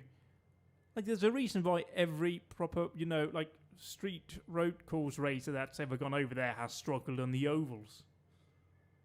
Like, Marcus Ambrose, he was never an oval racer, really. He only won street circuit or road circuits, didn't he? He never did anything out of that.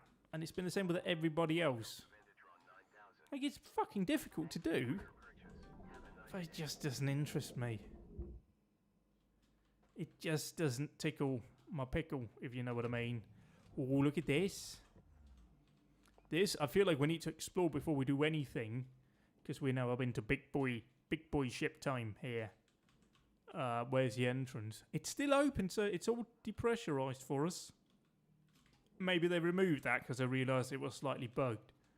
Ooh, we've got an office. What were you doing in here?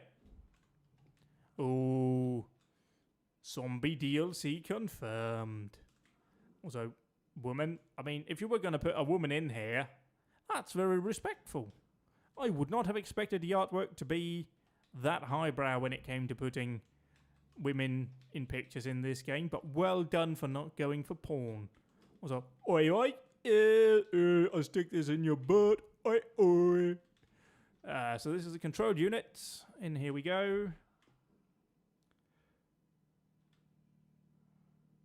Yeah, I've already talked about the Hungaroring race, which was, as I described it, we've had a lot of chaotic races in F1 in recent years, but that was the most chaotic race I've ever seen. Like, what the fuck happened?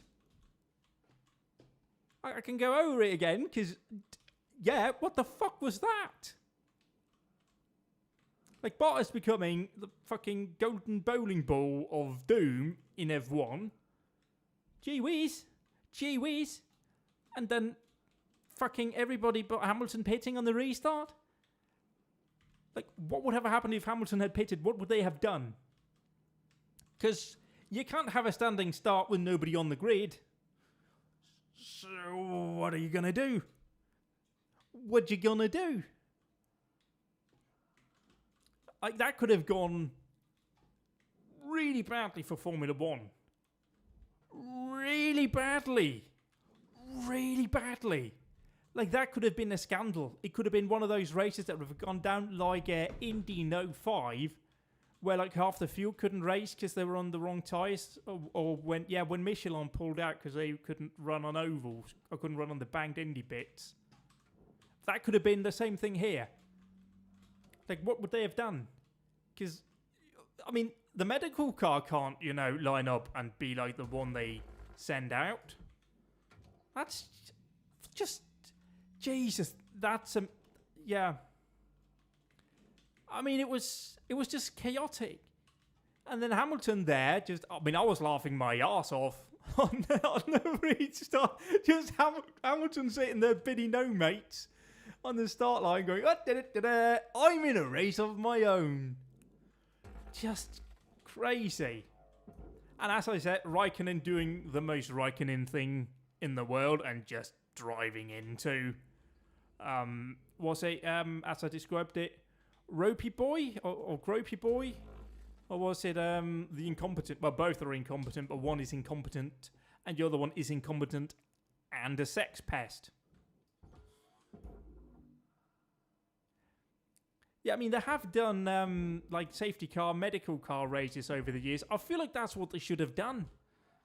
Like, if everybody pitted, the safety car should have immediately pulled out and lined up next to the medical car, and they should have had a race, and then everybody should race to catch up.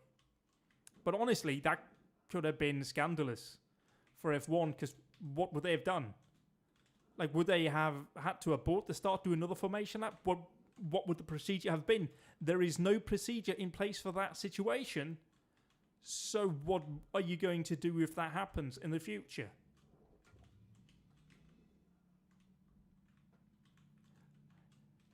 I mean, Raikkonen was good, 5 years, 10 years ago? Like, I'll be honest, neither of the Sauber drivers deserve to drive in Formula One. Like, they've proven now that they are not in any way particularly interesting to watch. Or not just watch, but in terms of talent. Like, what they could have done was put Mitch Schumacher, that famous Schumacher. I mean, it's just weird. It's just weird. So weird. I don't understand it. Oh yeah, I also had to remember delay, because, I'll move on very quickly. But yeah, I don't understand, like, the Sauber drivers, it doesn't make any sense that either of them still has a seat, because we know Giovinazzi, he's not particularly good. He has his occasional good race, but usually it's just, And Raikkonen, he's just, I mean, when he bothers to drive competently, he is driving competently. But he just very rarely bothers to drive competently these days. I just don't understand Sauber. I don't understand what their point is. Like, most races this year, they have been completely anonymous. They might as well not have turned up for how much TV time they got. Even though they're technically contractually obliged to show every car. I mean, they could have put Callum Eilert in one of these Saubers. Like, you're not going to tell me that having Raikkonen and Giovinazzi would have been better than having a Callum Eilert in one of those cars. Oxygen levels stable. Like, that's the thing I don't understand. Is like, he's there. He's like doing SRO this year, isn't he, with Ferrari? Alongside Liam Lawson and, well, Jack Aitken. Jack Aitken, he was in the Lambo, wasn't he? He was in the Lambo that got beaten 3 times at the top of Ratillon. Fucking hell. Fucking hell. But yeah, I mean, both the Cyber drivers need to go pretty soon. I also have to say both Haas drivers need to go, because, you know, both aren't very good. That's the thing. Like, it looks like both Mick Schumacher and Tsunoda is suffering the same thing of being promoted out of F2 too early. I mean, Schumacher, he was far better like last year compared to his rookie year in F2, so maybe he will come on a bit. He's just a bit too crashy. And by a bit too crashy, I mean he seems to crash in every qualifying session. So, you know, like, and then you got like the Russian sex pest driving the other car, which, you know, that's all you need to say. Like, there's nothing that can describe that man other than incompetent in every way, inside and outside of an F1 car. In fact, I think the only one that would be anywhere near as incompetent as him in F1 would be Dan Ticktum, who apparently, after having been quite well behaved this year, was an absolute arse on Twitch. I saw mentioned on the internet. Apparently he made fun of Latifi or something being shit on a live stream whilst playing. I don't know what he was playing, but apparently he did. Just an arse. And he's a fucking Williams Junior driver too. Like, come on, mate. I know you like crashing into people that piss you off during a safety car, but maybe don't literally shit where you eat. Come on, mate. A petulant little twat. But yeah.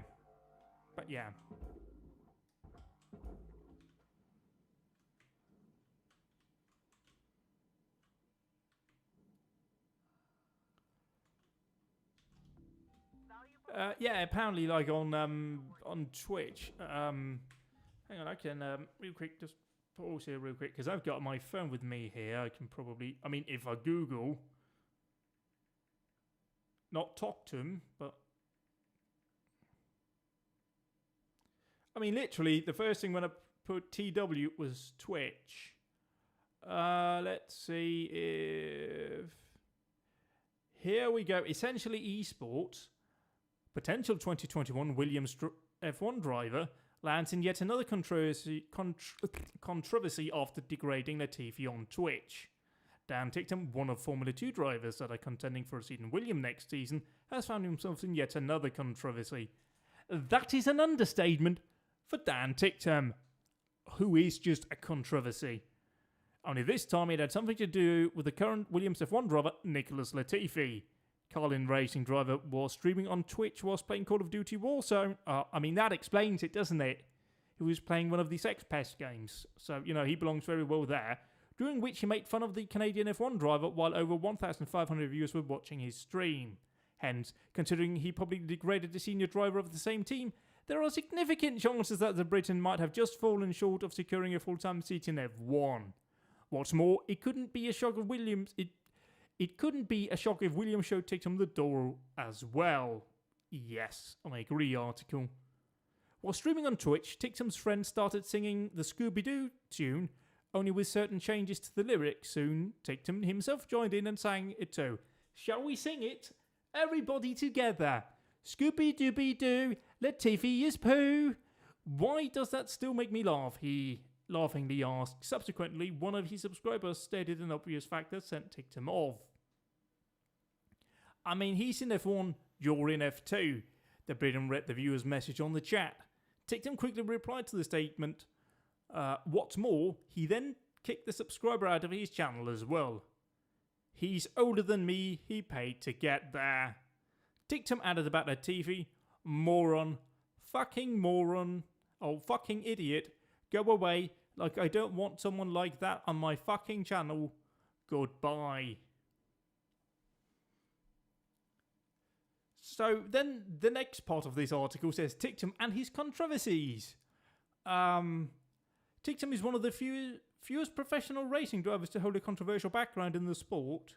To fuel this claim, let's consider an interesting incident. The Briton faced a 2-year ban from racing after an incident in the 2005 MSA Formula Championship. Well, during a safety car, Tictum overtook several cars under the safety car conditions and deliberately crashed into his rival, Ricky Collard. This saw Tictum banned from motorsport.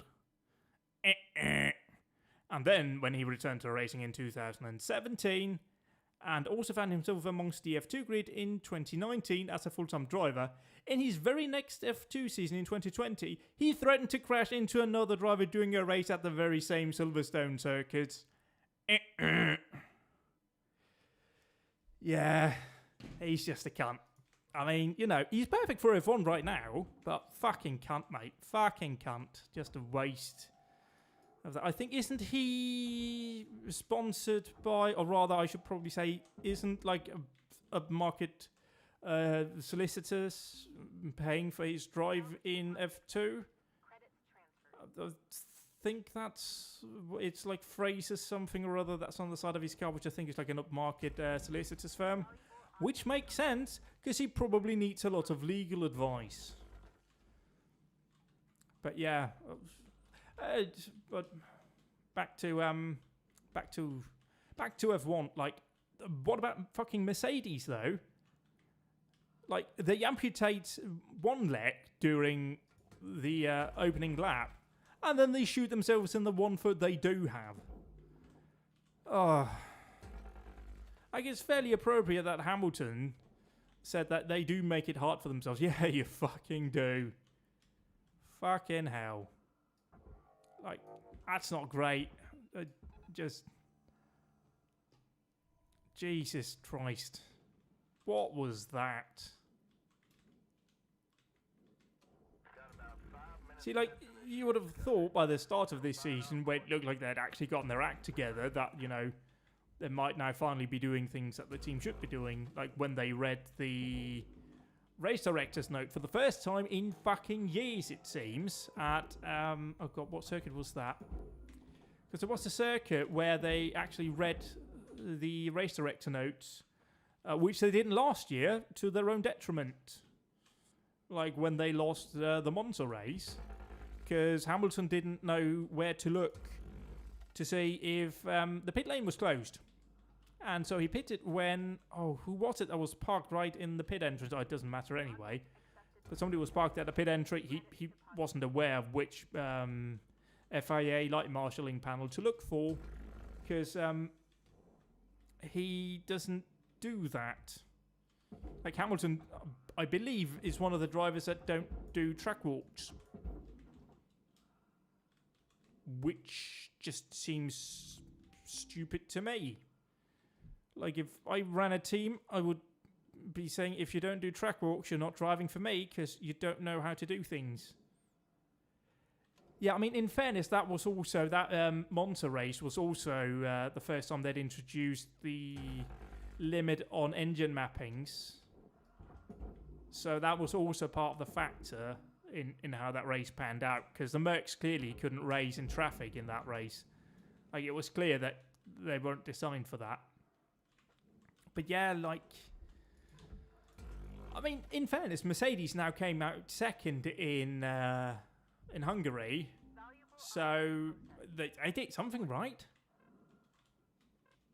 Yeah, I mean, I know there's a few drivers that just don't feel like they learn anything. Like, especially if you've... I can kind of see their point if you've been racing in the same championship for, like, years. You know, like Hamilton, he's been in F1 since, what, 2005? Like that, 16 years he's been in F1, and he's been going pretty much to the same circuit over and over again. So he knows them very well. But still, there's always things to learn. Like... Genuinely, I don't understand that attitude of, I'm too important to do that. Because last year, them, not reading the race director's notes, which I do every time or every Friday before the race, so the team probably can too. I'm just not doing track walks and not paying attention to those things. Oh, hello. Again, Rook. Just wanted to say. Yes, thank you. Impressed with how quick Yes, you picked yes. things up. Not sure what kind of work you done before. Ooh, we can do a union. Yes, yes, yes. Yes. Oh, I've got a boner. I can do a union. They take great care of us. Yes, Don't blame them. yes. Don't really have a reason. Thank you. Yes, I'm going to be a union. I'm a union. Yes, I'm union. Yes, I'm in. So in for union. So in for union. Better wages and safer work and decent hours. So good. Union. Yes, union. I've got a boner already. Mate, you don't need to keep telling me I'm in for the union. Links was actually key in getting rid of all that. Yes, yes. Union. Yes, I'm in. Shipbreakers now. Trying Darling, I'm totally in for the union. Like, I've got a full Roger going right here. Please, just... Yes. Or that those hull panels you get 10 credits for are resold for 1,000 apiece? But yeah, it's weird. Like, I don't understand why you wouldn't want to do that. Like, just from a, like a professional standpoint, like, you're a racing driver. You need to be aware of the circuit you're racing on. You know all those supplies you can buy at the kiosk? You know, O2, patch kits, fuel, that kind of thing? You can actually scrounge a lot of that stuff for free from the ships. Come on, Lou. You know that's against regs. It's not a big deal. It's also not safe. Nor sanitary. Come on, what? Oh, so we got a bit of he's definitely drunk the Kool-Aid, hasn't he? Oh dear, oh dear. Weaver. Probably well past their expiry date. Anyway, yeah, it's just odd that you wouldn't want to do that. Corporate around here cares too much about our well-being. But then again, I think for a lot of F1 drivers, it will probably be good for them to come away a bit and race elsewhere. Boss. Catch you later, Rook. Like, look at Grosjean and Magnussen this year over in I was about to say IndyCar and IMSA, but it's obviously IndyCar and IMSA. Like, they're like two completely different drivers. Have a productive shift. I mean, it's amazing to just see that transformation of drivers who actually find racing fun again, and that generally is what happens when drivers leave F1. Especially if they go into sports cars. Especially if they go into sports cars that race on Michelin, because they actually have decent tyres for a change. Mark Webber always used to do a joke or two about the tyres being good for once when he was with Porsche. Which, yeah, that's just funny. Like, let's not forget that a GTE Porsche won Petit Le Mans overall in 2015 when it was raining and the prototype cars were all on Continentals. And so the Porsche just ran away from them. Oh, because they had Michelin rain tyres. Oh, that's just funny. Oh, we're running low on fuel. We should probably go and get that. But yeah, it's just weird with F1. And now they have like a break for 3 weeks before they go to Spa, Valuable object. Credits awarded. which will be interesting. Like mostly just for what happened. I mean, the thing about Raikkonen is he doesn't give a fuck. Like, he quite clearly has reached a point where he just doesn't give a fuck about anything anymore. He just gets into that car and drives it like he wants it to and doesn't really care about anything, and then he gets out. Like, Raikkonen doesn't feel like a guy who actually cares in any way about what he's doing. Caution. Tether supplies running low. Like, I mean, Raikkonen's had a good run, but he's just done, I think. It's just, yeah, I don't understand. I don't understand Sauber.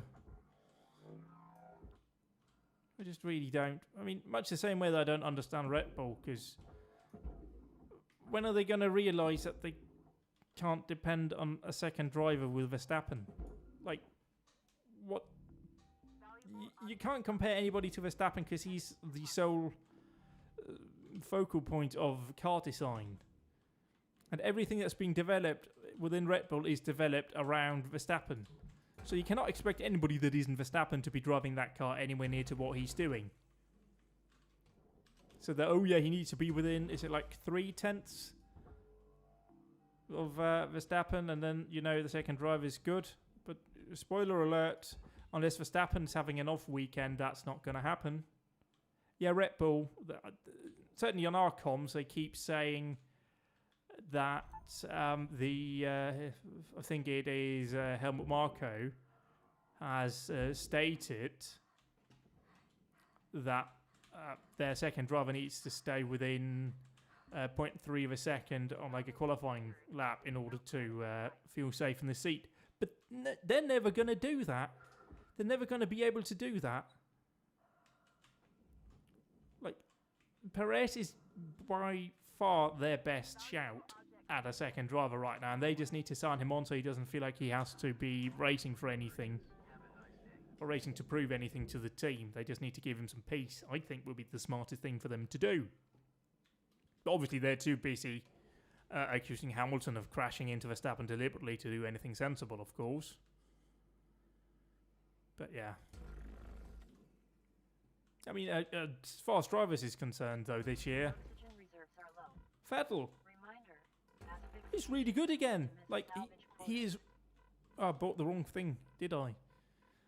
But yeah, he's really flourished away from the pressure of being in a top-level team. Like, he's really looking good again. Like, he seems to have found a good place for him. Oh, that's good. For him, that's great. Like, just a solid 10 out of 10 for his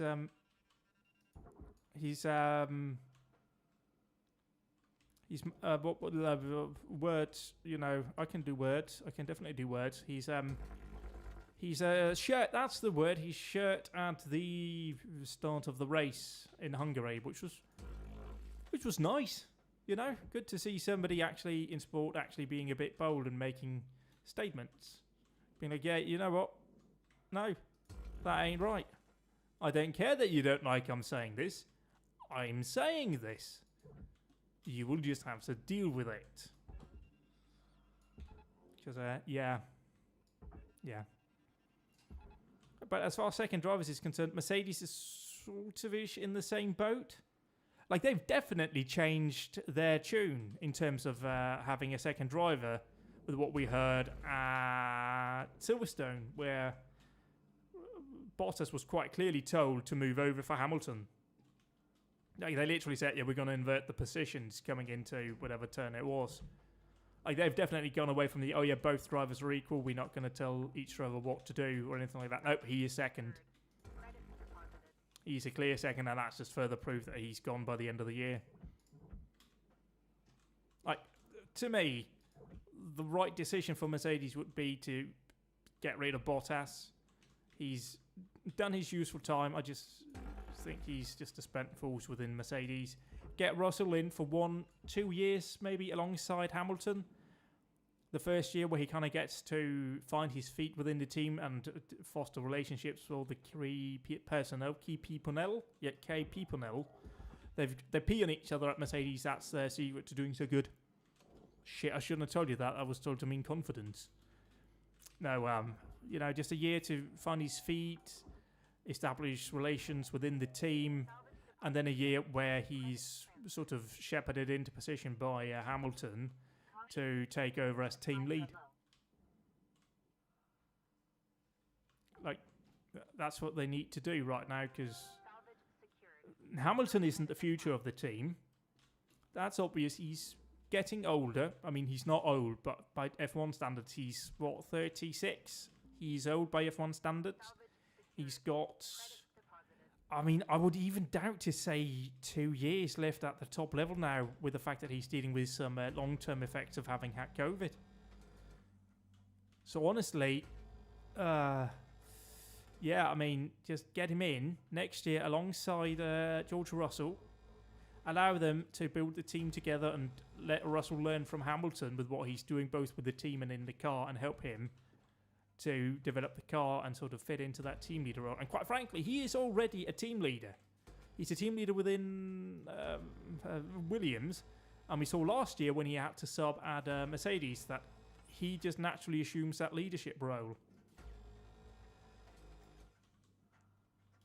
Like, he has that natural leadership role built into him, partly from being at Williams, and he took that over to Mercedes last year, which must have been awkward.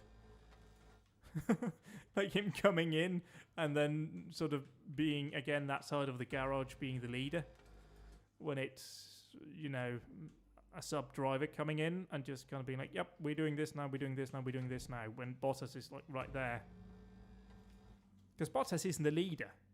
Bottas, he can't take that role. Like Rosberg could. Rosberg had that sort of instinct in him to lead, to win. Like he saw the value in that. Bottas, he's just a bit too passive. Like was just some of the things he said on the radio over the years, like, should we maybe do this? Should we maybe do that? No.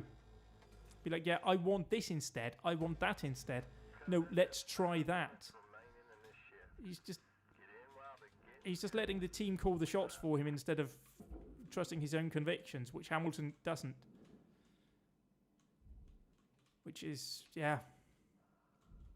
I mean, Bottas is a lovely bloke. Lovely bloke, lovely driver, extremely talented driver. But in terms of being useful as a driver for Mercedes, I think those days are numbered, and quite frankly, they were numbered last year.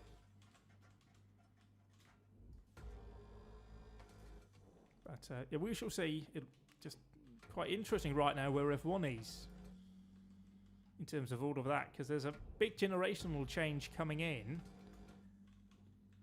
that'll have to take over. And all right, you've got Gasly at Red Bull, Tsunoda, who looks to have been promoted a year early and is probably going to be another casualty of the Red Bull Junior program, of which there are many by this point. So that's just a shame for him. Ooh, do we want to go back now? No, I think we want to stay. Just sort these out, use these tethers. But at the same note, for Verstappen, he's only the golden boy as long as Helmut Marko doesn't find a new golden boy. Like, if Tsunoda had turned out to be, you know, the best thing since sliced bread, I mean, Verstappen would have been out in the cold. Like, it's such a weird thing. And he's not going to thrive anywhere else other than Red Bull. Like, we've seen that with Vettel when he moved away, because he wasn't prepared to deal with, what's his face? A good Australian bloke. Ricciardo, there we go. Like, him and Sainz are the only ones that has really survived the Red Bull Junior program. They're the only ones that's managed to find their feet elsewhere. I mean, at Red Bull, you are at the mercy of Helmut Marko's whims. Like, if he likes you, you're golden.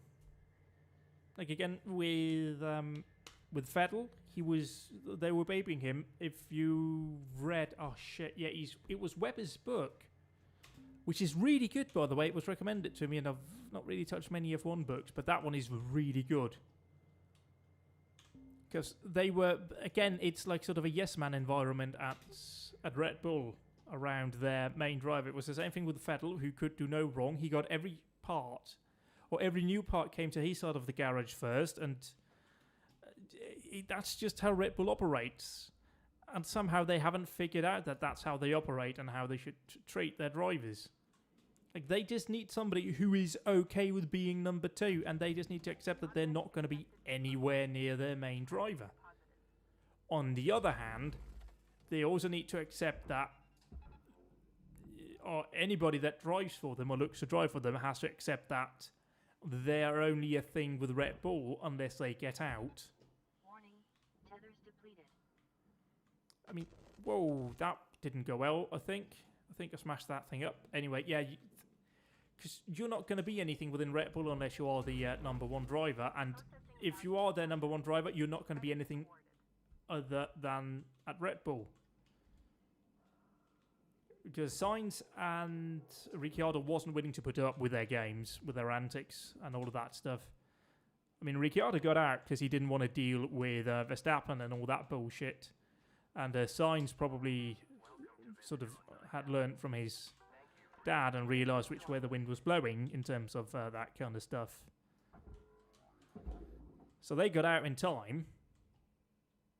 But Red Bull is just fucked until they change their tune, and they're not going to, so they kind of just need to accept that that's the way it is. And how much longer, actually, does Helmut Marko have left? I mean, how old is he? He must be certainly into his 70s now.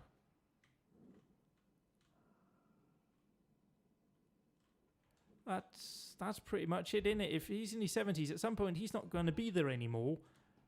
And what's going to take... Oh, who is going to take his place at Red Bull? Who's that going to be?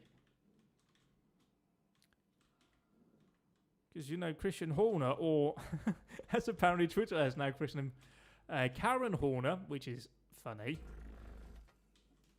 You know, he doesn't fill that role.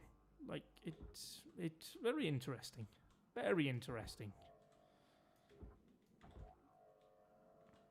But yeah, this, in all likelihood, is probably Verstappen's year. Like, if he's going to get a championship, it'll be this year. I always thought, or I had thought, that it would have been the year after Hamilton retired. Because most likely Mercedes' replacement would still perhaps be finding their feet. Helmut is 78. Yeah, but you have to remember that Niki Lauda he must have been in his 80s. And he was in Mercedes until he died. Like, yeah, right, as a non-executive chairman, but still, he was playing a huge role within that team.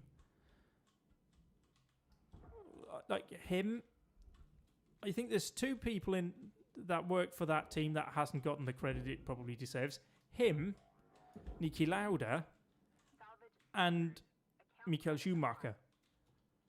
Because he was there. He was brought in back in the day when they were reforming it into Mercedes. He was brought in to build that team up. Like when he made his return to F1, he wasn't most likely brought back because of his incredible still driving abilities and his ability to still win races. He was brought back to build that team because he knew what it takes. Oh yeah, he just looked old because because of his injuries. Yeah, fucking hell. Every lap I watch from the Nordschleife, I think about that accident when they get to that corner. Every lap. There is an excellent documentary about Keke Rosberg from Viasat. I think it's on YouTube. It's called The Super Swede, and it's well worth watching because it goes into a lot of detail about that sort of generation F1. It's focused around Keke Rosberg. No, it's Ronnie Pedersen. Sorry, it's Ronnie Pedersen it's focused on. But it goes into detail about F1 from that year. It has Niki Lauda in it. It has John Watson. It has Emerson Fittipaldi. It's got everybody from that era. It's got Jackie Stewart, Sir Jackie Stewart, as we should correctly call him. It just has everybody in it, and it's such an incredible insight into what F1 was back in the day. Yeah, and how bloody awful that era of F1 was. Like watching Jackie Stewart talk about Seval's death at Watkins Glen. Oh, it's awful. And who was it at Sandvort that they showed in it that died there in that horrible crash? That's in that documentary, by the way. They also have Niki Lauda's crash. It's just awful. Just awful. Like you can just see him. You can see John Watson, I believe it is, holding his head as he lie at the side of the track, and you can quite clearly see that he's badly burned. I mean, fucking hell, the sport was different back then. Like, it makes something like what happens at Brands over the weekend and what happened at Spa over the weekend look benign. Just horrible. I wouldn't recommend looking up the Brands incident. By the way, I saw it before it had been confirmed the marshal had died. But fucking hell. Fucking hell. Yeah, if you're unaware, there was two cars make contact going down the front straight at Brands Hatch, going into Paddock Hill Bend. One of the cars ends up barrel rolling, and whilst it does so, mounts the barrier and ends up. The camera cuts away. I mean, just an amazing piece of directing done by whoever was producing that day. I mean, that was because they saw immediately what was happening and they cut away, so nothing was shown. But the car's barrel rolling down the barrier and eventually, out of shot, runs over a marshal post. And there was a marshal in it.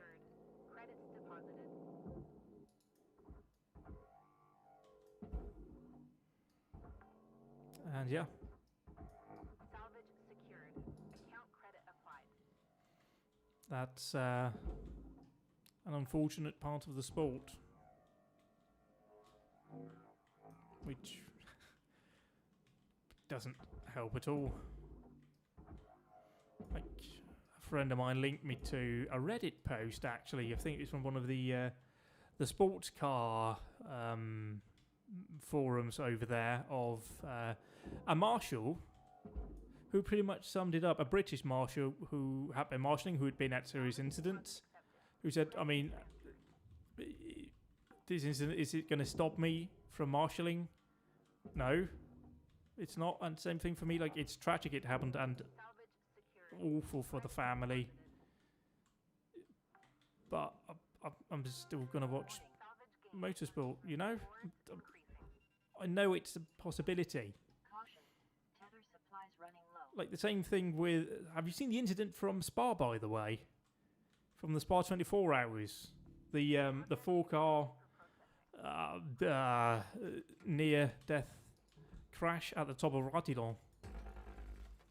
Pretty much a mirror image of Antoine Hubert's crash from a few years ago that killed him and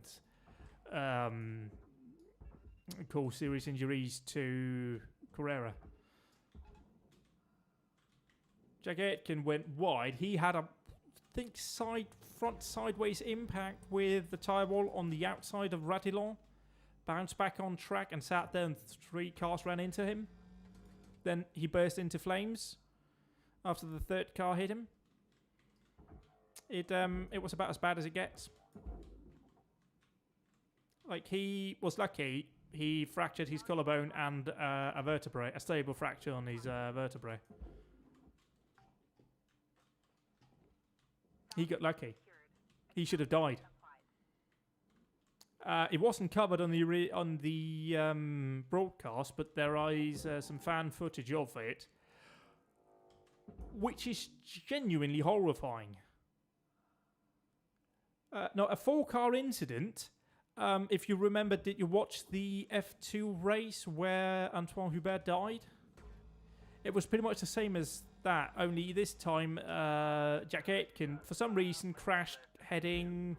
Well, he lost control in the middle part of Ratillon, just out of Rouge into Ratillon. Impacted the tyre wall on the outside and then bounced back onto the road. Was positioned, I believe, facing oncoming traffic, where a car hit him at unabated speed, turned him around, then another car hit him. I'm not sure exactly where, you can't see it because there's lots of smoke and debris flying about. Then he's thrown further over, and then a 3rd car hits him. And at that point he bursts into flame, presumably because the car, you know, it ruptures the fuel tank. Like, secondary and tri-tree, and, you know, like, the 4th impact is the worst thing. Like, 1 car hitting him is fucking bad. But 3 cars hitting him? He should be dead. I have no other words for it. He should be dead. And on the official coverage, I went back to look at it. You can just see some smoke when they come out, when the leaders come out of, or the cars the camera were following were coming out of Ratalong. You just see some smoke in the background, and then they go full course yellow, which is their term for, you know, a virtual safety car. Oh yeah, he broke his collarbone and fractured a vertebrae, and that was it. That is, yeah. Again, he should be dead if it wasn't for safety improvements in the sport. Had that been, what, fucking hell, 10, 15 years ago, he would have died?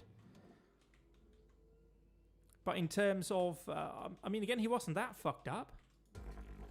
Like, again, he's conscious. I mean, he's still in hospital, but he's conscious. He's nowhere near as fucked up as Hubert and... Well, I mean, Hubert's dead. That's the most fucked up you can be. But nowhere near as fucked up as Carrera is. Then again, there's a lot more car protecting you in a GT car, isn't there? So, just one of those things. If you're going to have your bit crash there, have it in a GT car where there's a lot of bits around you that can protect you. But how many more of those are we going to have to see? Crashes at the top of Radilon, with cars ending up stationary across the track before anything's been done. Because there was in one of the support races at Spa, there was a car that ended up crashing further down. I mean, he was on the Camel Straight, but not by much. Ending up sitting broadside on the track. And he got out as cars were coming towards him. I mean, fucking hell. Fucking hell, man. Stay in the car. That's just... It's just... Oh. But again, like... None of that's going to sadly stop me from watching the sport. As long as I believe that the organisers involved treat the sport, you know, seriously, put safety first, I'm going to watch it. I know that I could end up watching another person be killed. Like, I'm just fortunate with the amount of motorsport that I watch, that I've watched less than a handful of people get killed in the course of it. Had I been, you know, had this been 20, 30 years ago, that number would be drastically higher. Like, in terms of who I've watched get killed live, I mean, to be honest, before Alain Simonson's crash at Le Mans, I'm not sure who it would have been before that. There was the Canadian Grand Prix where a marshal was run over, but that happened, you know, I think that actually happened just after the race had finished. They were moving a car and he got crushed underneath one of the recovery vehicles, which is an absolutely horrible way to go. But in terms of deaths before that, I genuinely don't remember anybody before that dying. And yeah, there is an acceptable risk. It comes with that sport. You just have to accept that as a fan and as a competitor, that there is a chance, as long as the organisers are treating everything with safety first. Like at the Spa race, one of the sort of main points of that in the Spa 24 hours was the sheer amount of track limit penalties, because they were enforcing them using some kind of weird system. And they could just ping people all the time, because they could monitor how far out they were. Yeah, that's great. Like, if anything, race control was nothing if consistent at Spa. Like, I was watching the practice sessions on their live timing system. They were giving like 10-minute stop and holds in practice for track limit infringement. What's there then to do, right? What's there then to do? The rules have been laid out. Race control has shown what course of action they're going to take. You will just have to follow it. And they didn't. And they got penalties. There's always going to be a risk. But safety comes first from everybody. I saw, again, in that Reddit post, the marshal said, the first thing you're told in the marshal's briefing by the clerk of the course, your safety first. Second, the safety of your other marshals. Third, the safety of the driver. Same thing for the driver. You have to put your safety first. Then your other competitors. You know, like, that's just it. It's dangerous. It's like few other sports. The only other sport that really comes close to me is pro cycling, like the road cycling stuff, like, you know, bicycle racing. Because, like, if you're on the bicycle going upwards to 60 miles an hour down a mountain, wearing nothing but, you know, like those skin-tight clothes that they do, and a bicycle helmet, yeah, there's probably a chance you could die. But you kind of trust yourself and everything else around you that, you know, it's probably going to be all right. But there's just a risk. And I don't view a race where you get to, or rather where that risk becomes apparent, any different than a race where it doesn't. Like, even with the F1 at Bahrain last year with the Grosjean's massive accident, I don't view that race any different than a race where that didn't happen. Like, I'm not going to stop watching because it happens. It's shocking when it does, because I thought I watched somebody die. But I still watch the rest of the race because that can happen. I don't want it to happen, but it can. It's a calculated risk by everybody involved. And that's why safety is so fucking important. Also, I just remembered, did you know at the Monaco Grand Prix, one of the Porsche Cup car, well, there were a massive pile-up in Porsche Super Cup. There was some barrier damage after a massive pile-up. The race went back green after a stoppage to clear it up. Then they had to delay the following race. I think that might have been a European Regional Formula race. That had to be delayed for barrier repair. Now, there's something there that just doesn't compute for me. How can the Porsche Super Cup race go back to green when the following session can't because damage sustained during that race?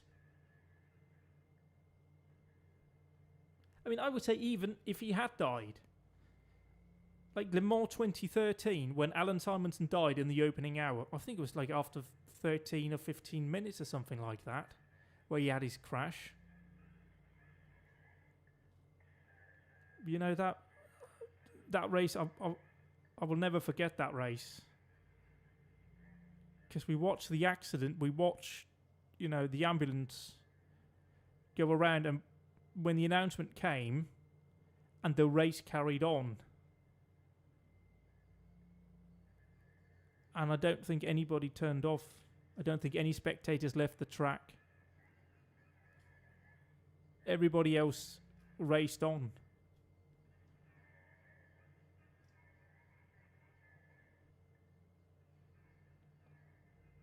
And I mean, it's still difficult to talk about now because, you know, I mean, he was Danish.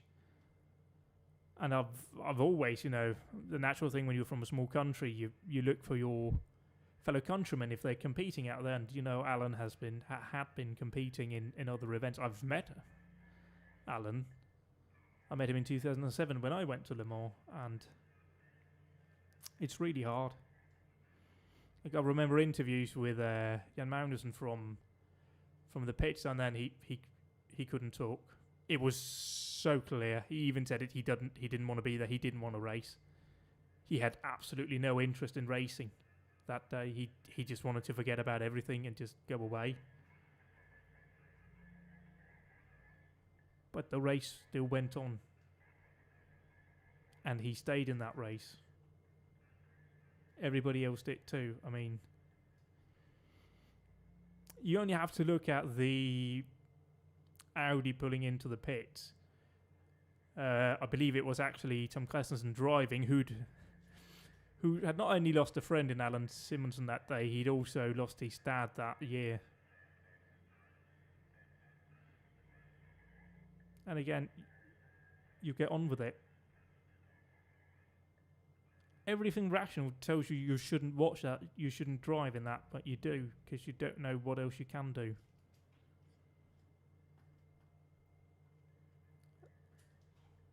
I mean, yeah, what else has there really been? I mean, there was Memo Gidley's crash. Did you see that from years ago? That was like, oh, that was the first United Sports Car Championship at Daytona, where he just rear-ended a slow-going Ferrari.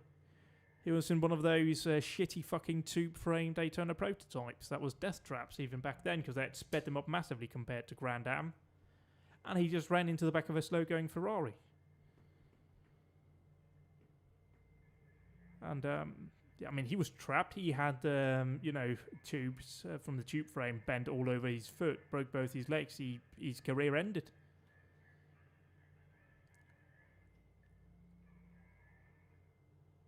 Yeah, again, safety has to come first. Safety has to come first. And F1's kind of getting close to the point where safety isn't prioritized, and that's really where I'm going like, oh, is this right? Is this right? Listen, mate, the Halo can be as ugly as it wants. That thing has saved lives. That thing has saved lives. That thing is the prettiest thing I've ever seen on a race car. We currently have drivers racing right now we wouldn't have if it wasn't for the Halo. That thing is a piece of beauty. Like, I remember when the big fin thing, at the back was introduced on LMP2 cars, and people were going, yeah, that thing's really ugly. Until people started realizing, oh shit, yeah, that thing's actually what's keeping these cars from going upside down or going airborne when they go sideways. Oh yeah, that thing's not so bad anymore, actually. We like that now. Like, I don't care. If it's safe, it's pretty. I don't care. Literally don't care about anything else. Safety comes first. If something isn't safe, nope, not happening. Like, it's annoying we're not going to have as many epic rain races now. Purely because you can't have, certainly in F1, you can't have the medical helicopter taking off or off if the cloud cover is too low, which, means you can't see when it's raining. But we'll just have to live with that. It's annoying, but just have to go with it. Yeah, that's the thing. Living people are generally prettier than dead people. Unless you're in a very small minority, at the very least, and you might feel otherwise. But for the vast majority of it, living people are prettier than dead people. To be fair, the Halo's prettier than that abomination they've got in IndyCar, the Aero screen. I get a feeling they just went with that because obviously it's safe, and I can see clear advantage of it, but I feel like they just went with it surely to be different, because why wouldn't you just go full closed top? Like, there are no open top level sports prototypes anymore, for example. That went away about circa 2014-ish, I think it was, when they introduced the new LMP2 regulations, or 2012, around then. That's when the open top LMP2 cars disappeared. It was very annoying. Everybody was really sad when it happened, but, it's just safer.